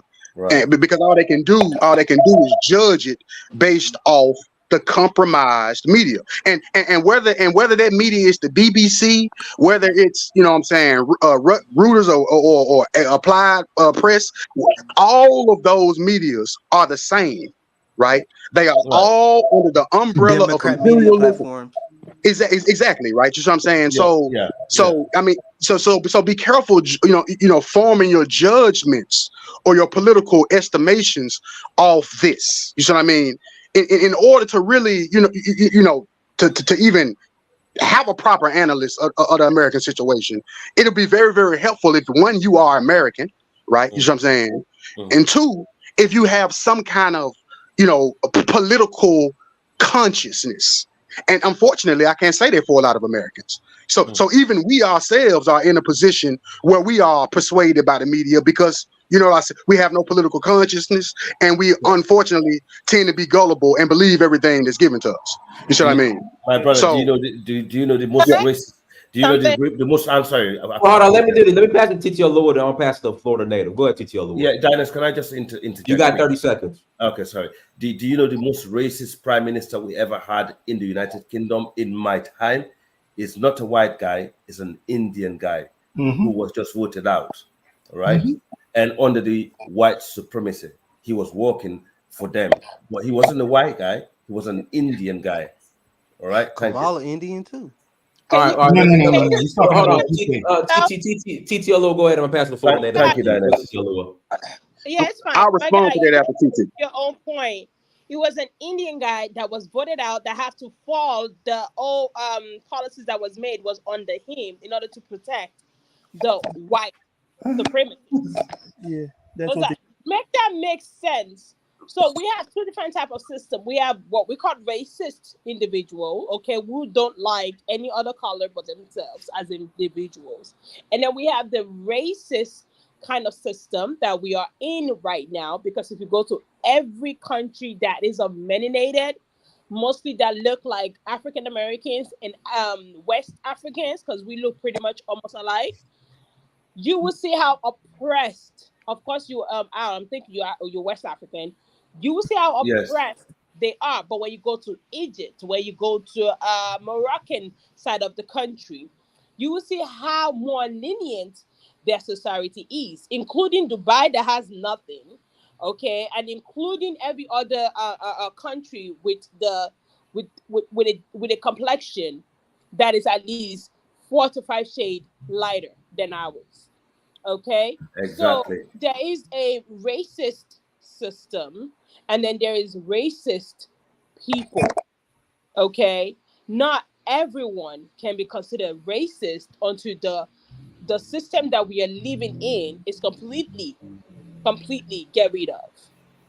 Is that making sense? Yes, absolutely. All right. I have a question. All right. Let me pass it to Florida native, then Complex and Jevin Bullets. Go ahead, Florida native. Oh yeah, I just wanted to say we gotta stop thinking like anybody is black, like Obama and Kamala. We all, I mean, probably not everybody know, but they're not black. Obama is Indonesian and Kamala is Indian, but a lot of people will say, "Oh, Kamala's the first black woman. Let me vote. Let me vote." But you do your research, it's like she never even like helped black people. She made a whole like career off of locking black men up. So it's Yeah. like Born we dry just got to be more careful calling anybody black and everybody black. What do you mean he's Indonesian? He was born in Indonesia? Yeah. Obama, because Obama, like, he got like a fake birth certificate, so it's like a lot of Oh man, lies that. stop the bullshit, man. Come All on, right, man. let me Stop, pass it to stop. I remove him. Get Pass off it the to fucking Complex. shit with that bullshit. Yeah, let me pass it. Go ahead, Complex. Go ahead, Complex. Let me show Complex. Complex, unmute yourself. All right. Hey, Donnie, you ready for the? You You're ready for the muted. simple Go ahead. answer? Yeah, my bad. You ready for the simple answer? Go ahead. They not like us. They not like us. They not like us. Just simple. It's funny that he came out with this song this whole year. Can you hear me? Yeah, go ahead. It's funny he came out with this song this whole year of all these things going on, and it's like so viral. You get what I'm saying, Dennis? Like, it's funny how timing is with things and politics and things that's going on in media. I mean, you had the Drake versus Kendrick thing, and it's the same thing. I'm just gonna take it, especially for your youthful crowd. This is the same thing. It's a question of who is like us, who are we, what are we? And is Kamala one of we? Has Kamala shown criteria or character to be one of we? And I love the brothers and sisters who came in because they're saying she has not shown the criteria nor the character to be one of we. Even by the one drop rule, she has not even shown that. And that was their rule. So I appreciate the brother earlier who was breaking down racism. But Al, I did want to hear from Al more when Al said he don't think just whites could be racist. I did want to hear him We're expound on gonna that. move on from that. I gotta pass it to Jevin Bullets after you. Go ahead, Complex. Okay, my bad. We're gonna move on for that. All right. So Kamala has not shown the criteria nor anything. And we gotta stop dealing with this. Like, I don't think they're gonna run her again, pretty much. I mean, again, like, you know, a pun intended. But she is not the one. And it doesn't matter if she did win, she's not gonna do anything for FBA, ADOS, or Africans. She's not. She has it, and she won't. I'll pause right there, bro. Hey, Complex. What's the vibe in Chicago right now? You think Chicago's gonna go red? Chicago is red. All the leading Democrats I've known in Chicago, all the leading Democratic grassroots workers have been wearing MAGA hats downtown marching. Chicago is red, and people need to remember also Illinois is a red state, actually, naturally. Our governor has mainly been red except for after 2000 and I'll say 10. So Illinois is actually a red state. Chicago was Democratic, but Illinois as a state was not. And Chicago right now is red. Hey, Dinus, can I respond to his last comment about Britain having an Indian prime minister and there being an example of somebody? Yeah, sure. That's not the example of somebody not practicing racism. That's just an example of somebody who's not white advancing white racism. You see what I mean? So it's no difference than what we might call a house slave or Uncle Tom. You see what I mean? So that's not an example, right? Like right now, what we have in African countries are neo-colonial black people advancing white imperial racism by selling out, you know what I'm saying, the resources of their own people. So that's not somebody else being racist. That's somebody else participating in the in the racial system to advance the interests of colonizers. That's all I have to say. All right, let me pass it. Let me pass it. Go ahead, Javin. Let me show. All right, peace. I want to say this. Kamala does not have a problem with black people. If you paying attention, Kamala just got 40,000 black women alone. That's just on one Zoom call to come out for her and donate to her. She broke every record when it comes to raising money just now. She has no she problem. did. She didn't. She didn't break Trump's record. Go ahead. Yes, she did. She did break it. She did break it. But anyway, she broke every record right now. And on top of that, she will have all black support. This is whole nonsense. That's just some FBA ADOS garbage. No, she won't. No, she won't. Those people she got it now. No, she don't. Like, I don't understand. She don't have Chicago. She don't have Chicago. She do have Chicago. She has everything. This is the problem. No, she don't. No, she don't. She don't got black people. Y'all know. She got the other black people. This is why y'all keep saying, "Oh, she's not doing that." The Democrats She got the black people who already vote Democrat, no matter who. She's not exciting nobody else. And that's enough. That's enough to win. No, but the black people who vote there's a lot of black people who are done with the Democrat Party, man. No, it's not. She ain't getting them. And again, like I said, she has. That's why you have the Republicans crying, trying to say, "Well, she's not a legitimate candidate," because they know the numbers is against them. No, ain't nobody scared of Kamala Harris. One mic. Ain't nobody. One mic. Javin, if you can show any polls that has Kamala winning, you can put them in the private chat. All right. Well, like I said, Javin. Hold on. One mic. Javin, if you have any polls that have Kamala beating Trump, you can put them in the private chat. I will. Okay, so go ahead. Javin, may I ask you a question, brother?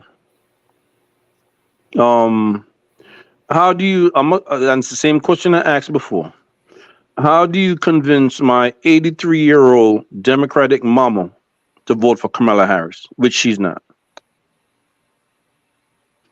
You asking that to me? Yes, I'm asking that to you.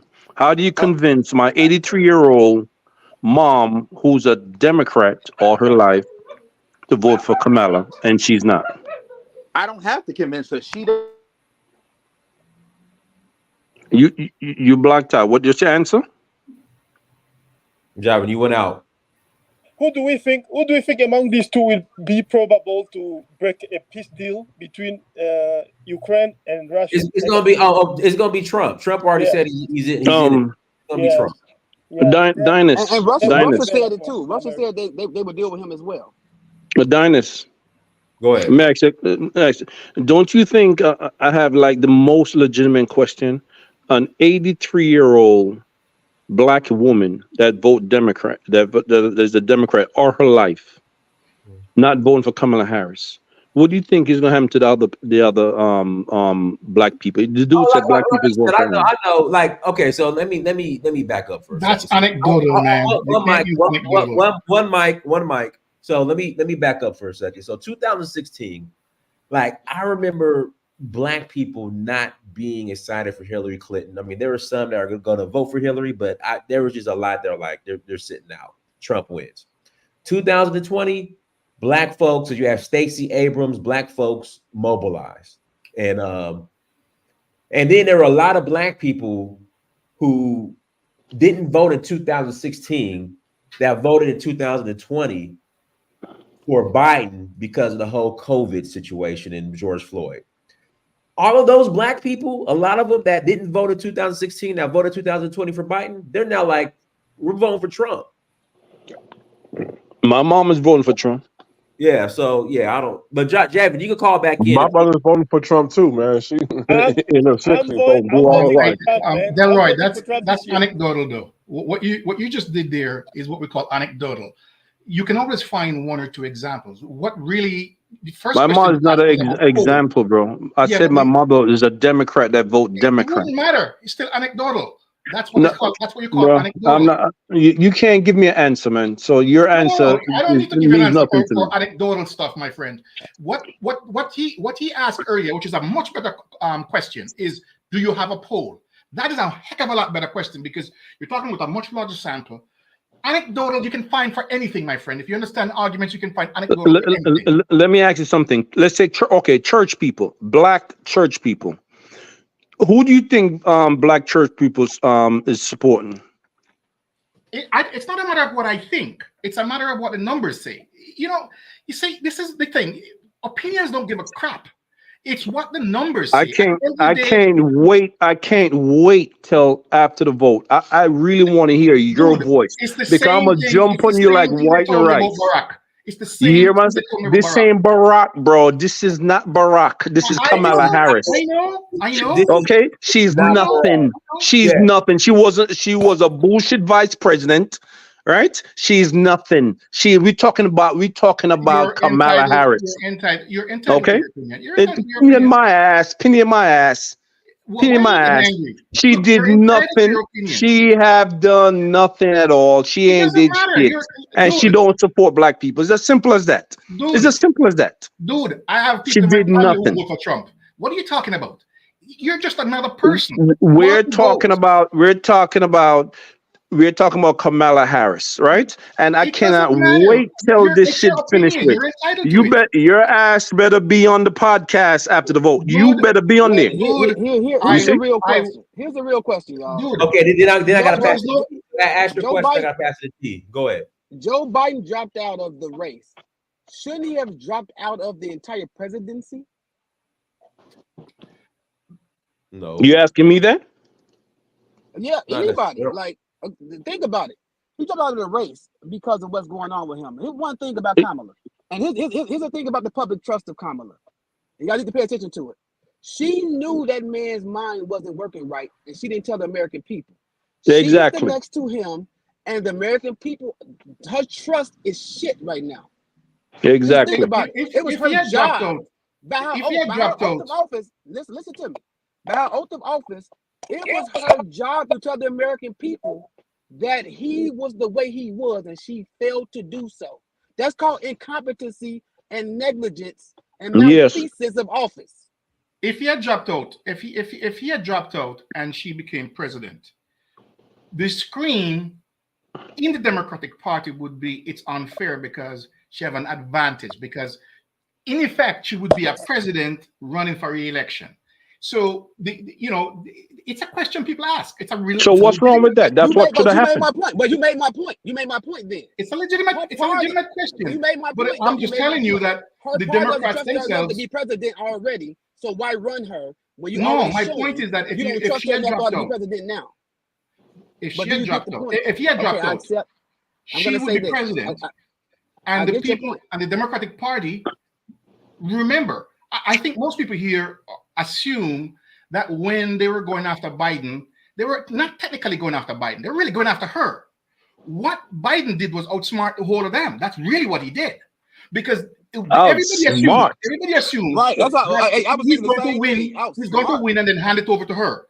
And that was the going assumption. And then the white boys are saying, wait a second, if he hands it to her, let's say a year into this process, she's going to have 3 years as presidency, and then she's going to be able to run as an incumbent. So what they were actually doing was trying to go after her, but they couldn't do it directly because you'd alienate a huge block of voters. So in effect, but I want to say, hey guys, let me hold on one mic. Let me pass it to T. Khalid because T's been waiting. Go ahead, T. Guys, links in the chat room. If you want to call in. Links in the chat room. Go ahead, T. Hey, Donnie, can I speak next? I got it. Okay, go ahead. Hey, man, my bad, Jonathan. I came on the back end, so I'm just responding to your title, man. First of all, I don't know any black people around me, or I'm not seeing many on social media really celebrating Kamala Harris. So I do think that she has an FBA Yeah, problem. if I can interject, real quick, T, sorry to cut you off. Yeah. Go ahead, man. So when Javin called in, like, so I'm a Kappa, I'm part of D9. So they got this, all the sorority girl, aka Deltas, even some of the male D9 fraternities, they're rallying for her. But it's just we're very loud and vocal. So that's why I think when people say, "Oh yeah, the black people are supporting Kamala," it's just because you have some very loud and vocal people. But also too, I want to be very careful because I don't want to minimize people's contribution. It took 40,000 people to raise 1.5 or 1.3 million dollars for Kamala Harris out of, I think, that D9 or the black women, that black women pack or whatever you want to call it. I mean, George Clooney, he'll get a group of people together smaller than that, and they'll raise 40 or 50 million. So it's just it's not a lot of money in the grand scheme of things. And then, like I said, it's just us being D9 and black, and black women being black women, and of course black men. We're very loud. So of course, it's just going to amplify, or it's going to seem like there's this support when, like you said, I don't know any excited. I haven't talked to any excited black people that are like they're voting for Kamala at all, except for in my D9 circles and some of the other black women circles. But even outside of that, I don't know a lot of black women that's voting for Kamala. Go ahead, T. Yeah, man, you're right, because you don't. Before she ran for president, she really didn't do anything for black people, not even in the Senate. Like I said before, her whole Senate, like, to me, stems around helping feminists and helping illegal immigrants and LGBT. And she also said that when she was running for president, she said, "My goal is my run is for the feminists, LGBT, and illegal immigrants." So that alone, yeah, this is why black people are not excited for it, and especially her record in California. I don't know if you remember that presidential debate where Tulsi Gabbard was the one who really brought out her California prosecutorial record and really hammered her to the point where that's what caused her to drop out the race. So yeah, I don't see a whole bunch of black support, but we can't underestimate the media, because if she does become the nominee at the convention, expect a turn up that's really going to energize black women. I think all of the ads, everything is going to be targeted towards black women and black women empowering and black girl magic. And I don't know, man, there could be a groundswell of black women, but that could also alienate black men, because the more we can pull black men away from the Democrat Party to either not vote or vote for Trump, the higher chances Trump has to win. People are talking like Okay, there's no white people in the country. Why? How much of it? 12%, 30% black people? Hey, Dinus, I was just at the. I 11%. walked up to the. Hey, Dinus, I walked up to the store there the other day, and it's right up the street from my house. And the man there, I'm good friends with him. He's a Kenyan. He works in the gas station there. And because I'm fluent in Swahili, we often talk in Swahili or whatever, right? And so I went. He asked me today. He was like, "Who am I voting for?" Right? And I was like, I'm a Trump supporter. I vote for Donald Trump. He was like, "What, man? Why? So and so, yada yada yada." Right? All I had to do was say one thing to him to convince him, which was crazy, right? And what I did was I made the comparison. I said, well, after obviously giving them a lecture on propaganda and why you can't believe CNN and yada yada yada. I did all that obviously before I did that. But the thing that really clicked to him and made him like really understand, it was like, oh, is when I said that the Democratic Party is analogous to the ANC party in South Africa. And when I said that, he instantly understood what I was talking about. You see what I mean? But that's all I had. That's my little anecdote. I'm sorry. Okay. African All right, always. Go ahead. Dinus, I'm going to run. Go ahead. Take care, everybody. We'll see you after the election. It's going to be a close one. I can tell you that. That much I'm going to leave with. It's going to be a nail biter. Oh, we'll see. Look, everybody's making their predictions, and all we have is predictions. Only time will tell who's right, who's close, and who are a mile off. So we'll see what happens. But it's going to be interesting. Anybody who tells you this is going to be a slam dunk for one or the other don't know American politics. It's going to be a very close one. Bro. Everybody, It will ain't have a gonna be Man, safe close. time. And go eat Trump some oxtail. You gonna need some win. oxtail today, bro. Hey, huh? hey, Dinus, Trump Pac gonna win. He'd have been shot. He'd have been convicted. Trump Pac going with the hood coming out for Trump Pac. Y'all about to have a whole different upset. They coming out. No, They I'm built just curious. What are his black team is people very afraid good. of Trump? They're But not seriously, though. I'm just In Chicago, they're not. And if you look at the last blessings of the last few presidents, I'm gonna tell you what, you gotta get a blessing from New York, Chicago, and LA, no matter how you do it. And I'm telling you, Trump got Chicago's blessing, whether they care or not, got the blessing. And I know hood people, because I worked there, I helped them out with things. And I know people from the hood who they're talking Trump. They're not Man, talking nothing. They weren't even talking about it before. Complex. Let me well, ask do you. they got IDs to Hold on. vote though? T, hold on, T. Complex. Let me ask you this: were they talking Biden back in 2020? No, they were not. They didn't vote at all. They didn't care then. They care now. Because this new Pac, this Trump Pac. They Okay, didn't all right, care go ahead. then. All right, go ahead, T. Go ahead, T. No, man. All I was saying is, I mean, that is cool, but I'm just hoping, they got IDs and they're gonna actually vote, man. I mean, talking sheep, man. They gotta actually vote, man, because like I said before, this is the most consequential election for black people. Whereas if black people don't show the Democrats that we can actually hold them accountable and they'll be punished to send a message, because a lot of black people are not thinking strategically. They don't understand. Now is the time to send a message for your neglect when the stakes is high, because we're not coming up with any type of black agenda, anything to leverage our vote. Like no black politician, nobody in the media is talking about, hey, black people, how about we leverage our vote? Hey, how about we say we ain't going to vote Democrat unless we get reparations? Nobody's talking like that. So this vote, in my opinion, if a significant amount of black folks vote for Trump, it's going to send the Democrats a message that they don't have us anymore, and if they want our vote back, they're going to have to seriously sit down and talk to us. Because if But Trump wins, he's going to get everything in the Supreme Court. Ice Cube and Jim Brown and Kanye West and more people to the team did come up with a agenda for black folks. They came up with a whole plan, broke it down, everything, along with the fact that every organization we've ever had has always had agendas. We keep talking like we don't have an agenda.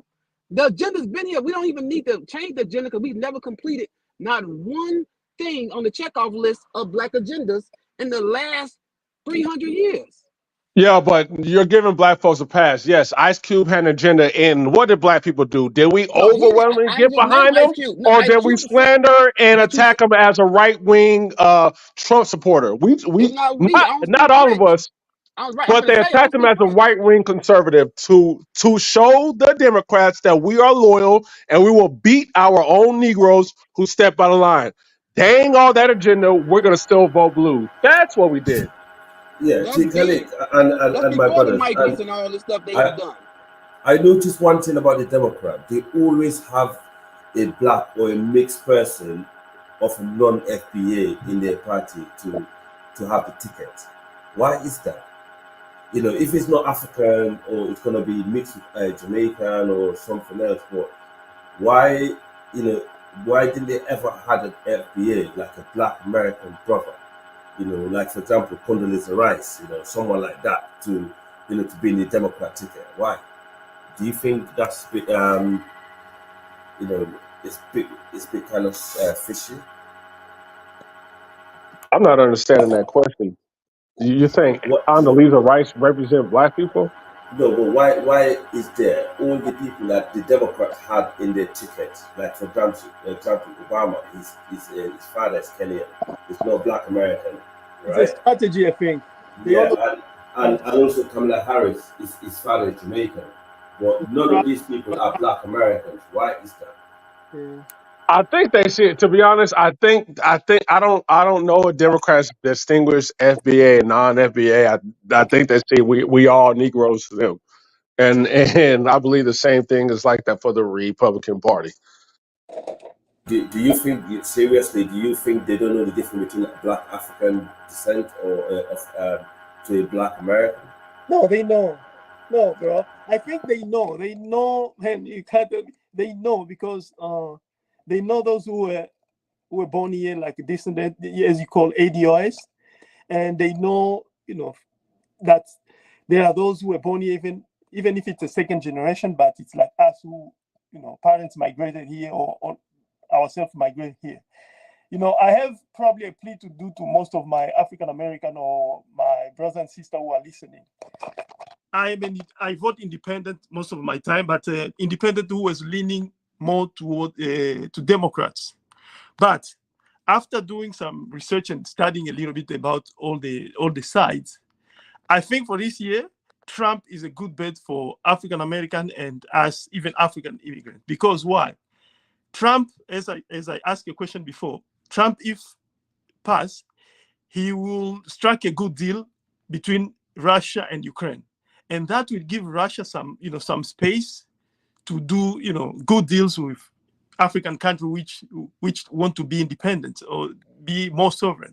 So I think that's a good thing for those people who or are leaning or are so emotional about Israel, who we've been brainwashed, especially Christians, to think highly of Israel. I think Kamala Harris will be worse than Trump on that issue, because Kamala Harris, her husband, we know, it's that side. So for me, after doing most research and on African issue as well, we know Kamala Harris when she was a prosecutor in California, how she didn't do good for African Americans. So on that point, I think in Trump, myself this year, I will be voting Trump. Yeah. Didn't they send Kamala Harris to an African country, and she spoke to them about LGBT issues in the African country? Yeah, Ghana. Ghana and And they were not like, just every Ghana. other There's a country couple talked countries. about the There's a couple countries. economy and trade deals, but y'all want to come and lecture us about LGBT issues, and they threw her out. That's Kamala Harris. She's going to be extremely bad on foreign policy. She is going to play ball. She is what is called a neoliberal. She is going to continue the entire war machine.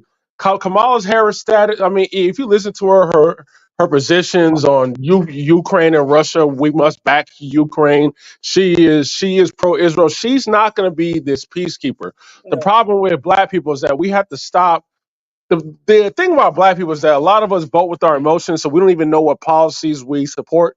A lot of us just don't like Trump's personality. And when you have a population like that who doesn't examine policy, who votes emotionally, that is a perfect American, because any corruption can't get by. All you have to do is put a pretty face on it, and corruption will get by, because that population is not intelligent enough to examine the policies and then make a decision. No, they want to look at their AKA or what type of sorority, or they got a sister girl, all that nonsense, and vote. This is the problem. But yeah, man, Kamala Harris will be terrible in foreign policy. Hey T, how do you T? Let me let me ask you a question, and we'll close out. Hey T, how do you think the election is going to play out, T?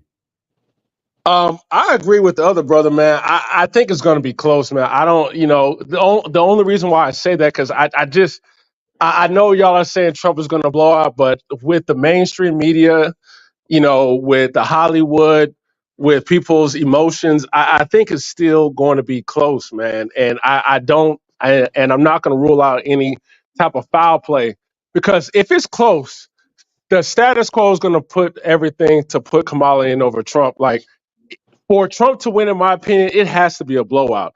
It can't be close. If it's close, I feel like he will lose.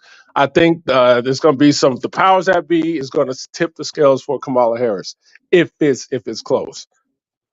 All right, go ahead, Complex. Man, also pay attention to pay attention to everybody. The fact that Trump got the first 34 year. Trump got let Complex finish. Go ahead, Complex. Trump has a 34-year-old running with him, so pay attention to how smart his team is. They're good for the youth and the non-voters. It's easy to ID. They give the migrants IDs. They actually been giving the youth IDs, and there's a person in a fraternity who actually helped with voter drives and has helped with voter drives for years, for maybe 20 years. I'm telling you, it's different now. These people are registering. They have been registered. People who you're on the look for, the same way Harold Washington won Chicago, being the first Black mayor, it's happening again in Chicago.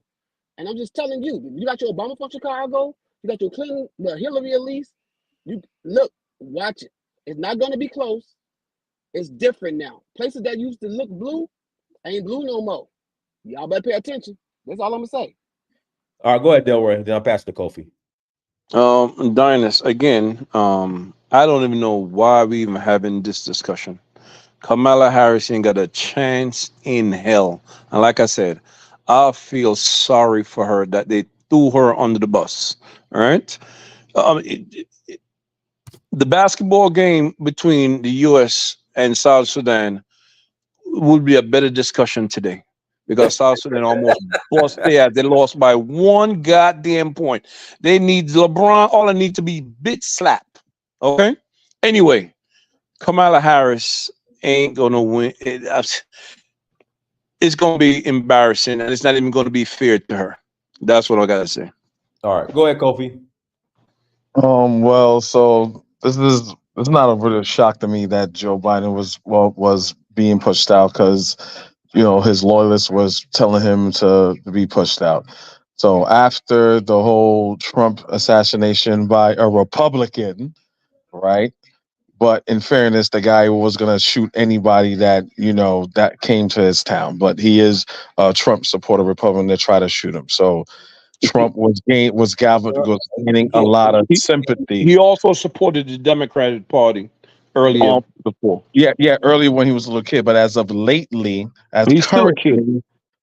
as currently, that's a cop out. He was 18. He registered Yeah, as still a a kid. Republican, and he is a Republican, and he had Republican signs. His parents were Republicans. They talked to I'm a students. Democrat. They I talked vote to his Republican. neighbors. They talked to his I'm a neighbors. Democrat. I vote Republican. You got to eat it. You got to eat it. Says you got to eat it. Stop it. You got to eat it. He was I a got to eat Republican. what? Stop it. The facts are the truth that he was Republican, and I'm a registered Democrat. No one cares about you right now, personally. Right now, I'm talking about as far as the kid. He is a Republican. But he have none to do with Republican. What he did though. That's why I said what I said. You're right. He was targeting Republicans and Democrats. He only targeted Trump because Trump was in his town and it was more convenient. But that's a fact, and that also a fact that he was a Trump supporter. He was just doing this just to get fame, but that's not what I called here for, right?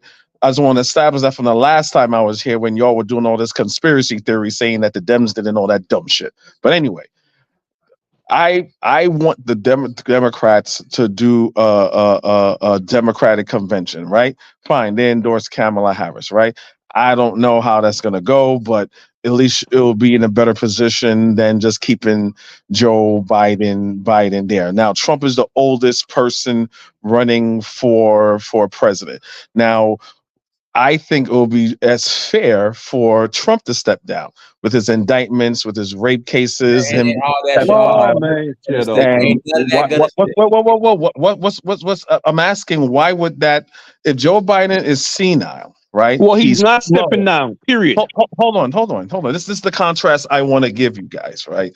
If Joe Biden, right, and Democrats agree, unlike Republicans, because Democrats is not in the cult, right? If everybody agrees, Democrats and Republicans agree that Joe Biden is slow, Joe Biden is senile, Joe Biden has missed several steps, right? The same could be said about Donald Trump, also missing several steps. Don't know how to say Venezuela, saying Navy. He said Navy.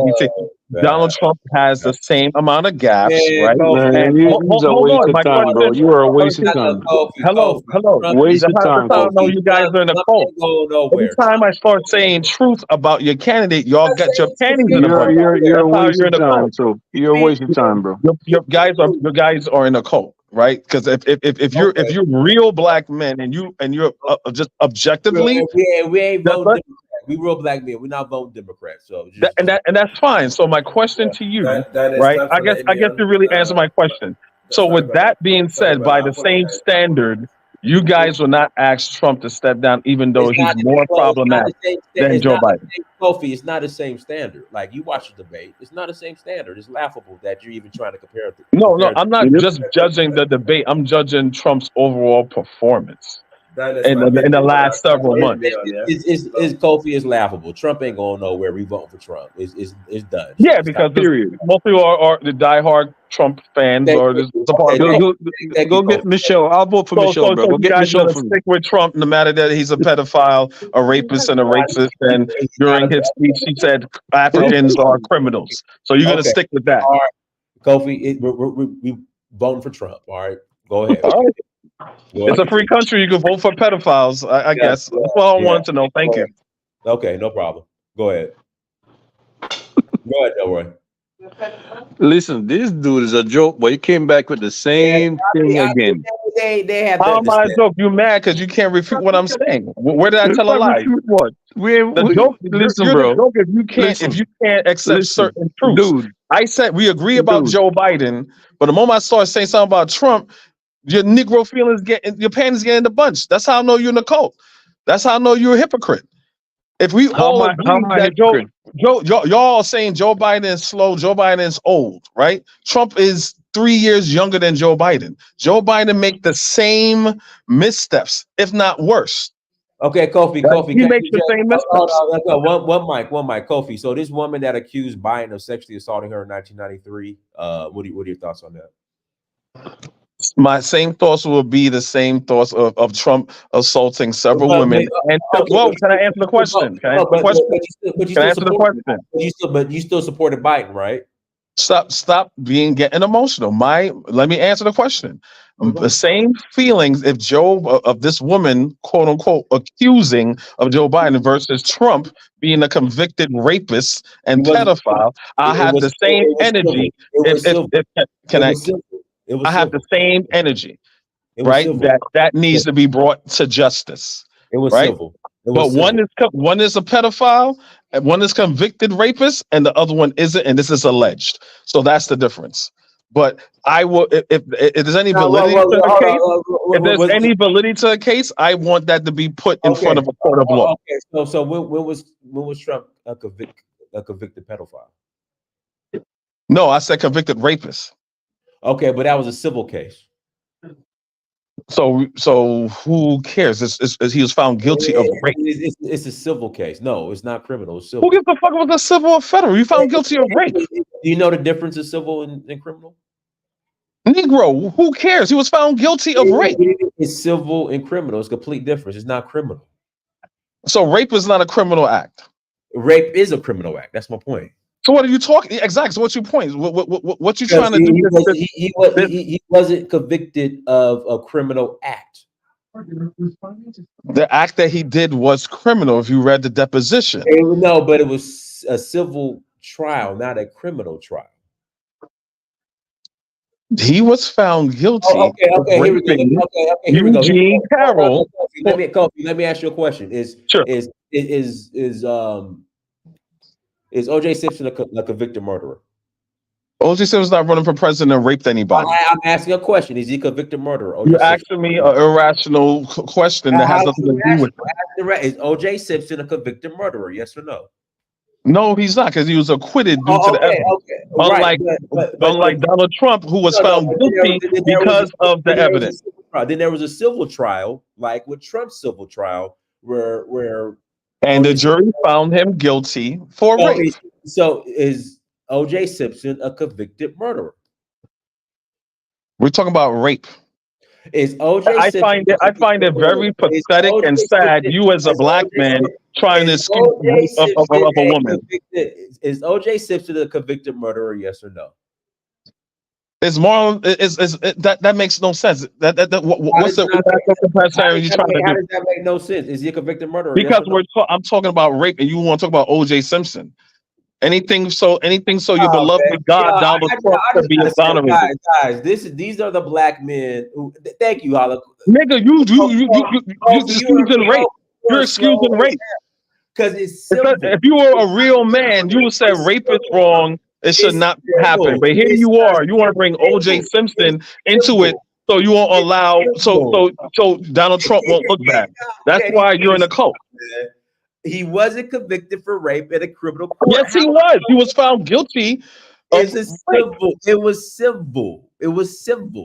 That's why So I keep what's the asking. so what's the difference? So Okay, Dinus, so what's the difference if because Dinus? So what's the difference if it was oh civil my God, or federal? yeah, it's thank you. You're an idiot, Kofi. I don't know what else to say. You're an idiot. And you're a fucking pedophile lover. Get the fuck out of my face. You love fucking Donald Trump's a pedophile, and you love him. You making excuses. You're a fucking weak, pathetic bitch. You're a weak man. Okay, so You have children, and you guys are fucking with someone that's on the Epstein list. You're fucking with someone who multiple women has come and said that he has raped them, but y'all weak bitch ass house niggas is still going to support Donald Trump. But you don't want to support Joe Biden because Joe Biden is old. He makes a couple of steps, but a fucking pedophile, rapist, racist could still run, and y'all bitch ass niggas will still run. Nigga, get the fuck out my face. You cannot shame me. You cannot shame me. Y'all niggas cannot shame me because there's nothing you have as respectable black men or as a person, as a human being. Why are you gonna stand by Donald Trump? And look what you're doing. Instead of saying what Donald Trump did was bad, you want to talk about fucking OJ Simpson, nigga. Please, there's no way you guys could shame me. No way, because you're excusing rape. Just like when Herschel Walker was running, you was excusing his abuse of his wife. Okay. A fucking degenerate. Hillary Clinton was like, you guys are fucking degenerates. There's nothing. Answer me this question. What can Donald Trump do right now that will make you that you will pull from voting for him? Go. Name one thing he could do that if Donald Trump does this, I'm not gonna vote for him. Go. Look, you said you're gonna get out of my face. You're still here. I thought you were leaving. So the answer is nothing. But Kofi, you said you're leaving. You said you're leaving. What can okay after this? Because I know you're scared because I exposed you for that. What can Donald Trump do where you will pull his vote? You and Delroy, answer me right now. You didn't expose me for anything. You proved my point, Kofi. Yeah, sure. Yeah, right. Yeah. What can Donald Trump do that you will pull your vote for him right now? The fact that you're not answering, you're basically the answer. I'm saying there's nothing that Donald Trump could do that you will pull his vote. He's a fucking racist. He's a racist. He's a pedophile, and he's a rapist. So I want to know. Hold on, Kofi. What can he do? You're not gonna talk over me. Kofi, everything you just said about Trump, you can say about Biden. He's a racist. He's a pedophile. If you read his daughter's biography, he's a pedophile. And here's a woman right here. Woman accused Biden of sexually assaulting her in 1993. So Biden, you were Team Biden. Irrational comparison. And like I said, you're trolling now. Man, these are the black men in our community. These are Crash Out Kofi. Yeah, these are the black men in the black community right here. So this dude have the nerve to have a black, green, and red flag. Okay, he got the nerve to have a black Marcus Garvey flag. This is what people don't know. I would love to support a black woman, right? If she was capable. Right, if she was a person that I knew in my heart that she was going to do X, Y, and Z for black people, I would love to vote for her. Trust me. I mean, Delaware, it's just I think he was trolling because I guess he doesn't understand the difference between a criminal and civil court. Exactly, and that's why I brought up the whole OJ Simpson thing. If OJ Simpson is a convicted murderer, be right. Yeah, this guy. Yeah, man. Well, hey, man. Good luck. So, yeah. So, we'll take one more caller if you guys want to call in. Jonathan, your device isn't connected, so. I think he's just upset that so many people is not voting for Kamala or the Democrat. Let's forget Kamala, the Democratic Party, because even before Kamala. A lot of black people wasn't going to vote Democrat, period. And he's just upset. He cannot understand why so many people is not voting Democrat this time. And that's his problem. It's big. All right, cool. Guys, links in the chat room. Yeah. Kofi swinging in the air. Yeah. He's just, it's just simple. Is is he a convict? Is OJ Simpson, if by Kofi, by your definition, is OJ Simpson a convicted murderer? Yes or no? That's all, Kofi. Yeah, he crashed out. So everyone, Yeah, he crashed out. He's afraid. yeah. Everyone, thank you so much for joining. Like, share, subscribe. Until next time, family. Dynasty Mirror, search for Haru. Peace. All right, peace. Oh, well, hold on. Jonathan's on now. Hold on. We're not leaving yet. Go ahead. Go ahead, Jonathan. Yeah. So one thing I don't get about black people, especially those who lean Democrat and are going out there and saying we need to vote for Kamala Harris, is as if they don't know her history. And if people are willing to go and look into Trump and be like, well, he was found guilty or liable something that happened years ago or whatever in a non-criminal court, well, then you should be able to also take that energy and go look at Kamala Harris's background. She intentionally locked up innocent people when she was in San Francisco as the leading attorney. When those police officers shot a black man 20-something times, wasn't nowhere close to that, wasn't nowhere close to the cops, had a knife, not even a real knife, was like at least 15 to 20 feet away from them, walked away from them. They lit that dude up over 20-something times. She said that they weren't liable. They didn't do anything wrong. Went after a guy, got him convicted of murder, even though they were literally proving that he was innocent. Even after they said he was innocent, it was proved that he was innocent. She still tried to keep him locked up. So when y'all get out here, y'all complain about they don't do black people right, man. You know, it's the system. No, nigga. That woman literally did everything that y'all complain about. And you still saying vote for her. You a hypocrite. You a traitor to your race. A straight up traitor. And everyone that gets up here talking about it's a system, it ain't no damn system. These are people. It was against the law for gays to get married in California. And it was a mayor that said, to hell with that law, we're going to do these marriages anyway. It's against the law to bring illegal immigrants and shelter them here in California and several different states said, to hell with the federal law, we're going to allow them to stay here. We're going to even try to protect them. It's against the law for marijuana for a long time. And then California said, to hell with that. We're still going to go ahead and let people have marijuana. It was against the law to walk around with drug paraphernalia for a long time. And they were putting black people in jail for it. But once white people get overly hooked on it, the same system that y'all complain about said, don't enforce the laws. Keep these people free. Every time it comes to a black person, it's a system issue. But that system don't have no problem disregarding all of the laws that they have whenever they want to do something that they want to do. It's not a system, it's these racist ass people. Accept that fact. And every time that you support these weak ass niggas, you a weak motherfucker yourself. You're supporting your own oppression. You a traitor to your race. Deal with it. That's all. All right, cool. Hey, everyone. Like, share, subscribe. Until next time, family. Dynasty Mirror, search for Haru. Peace.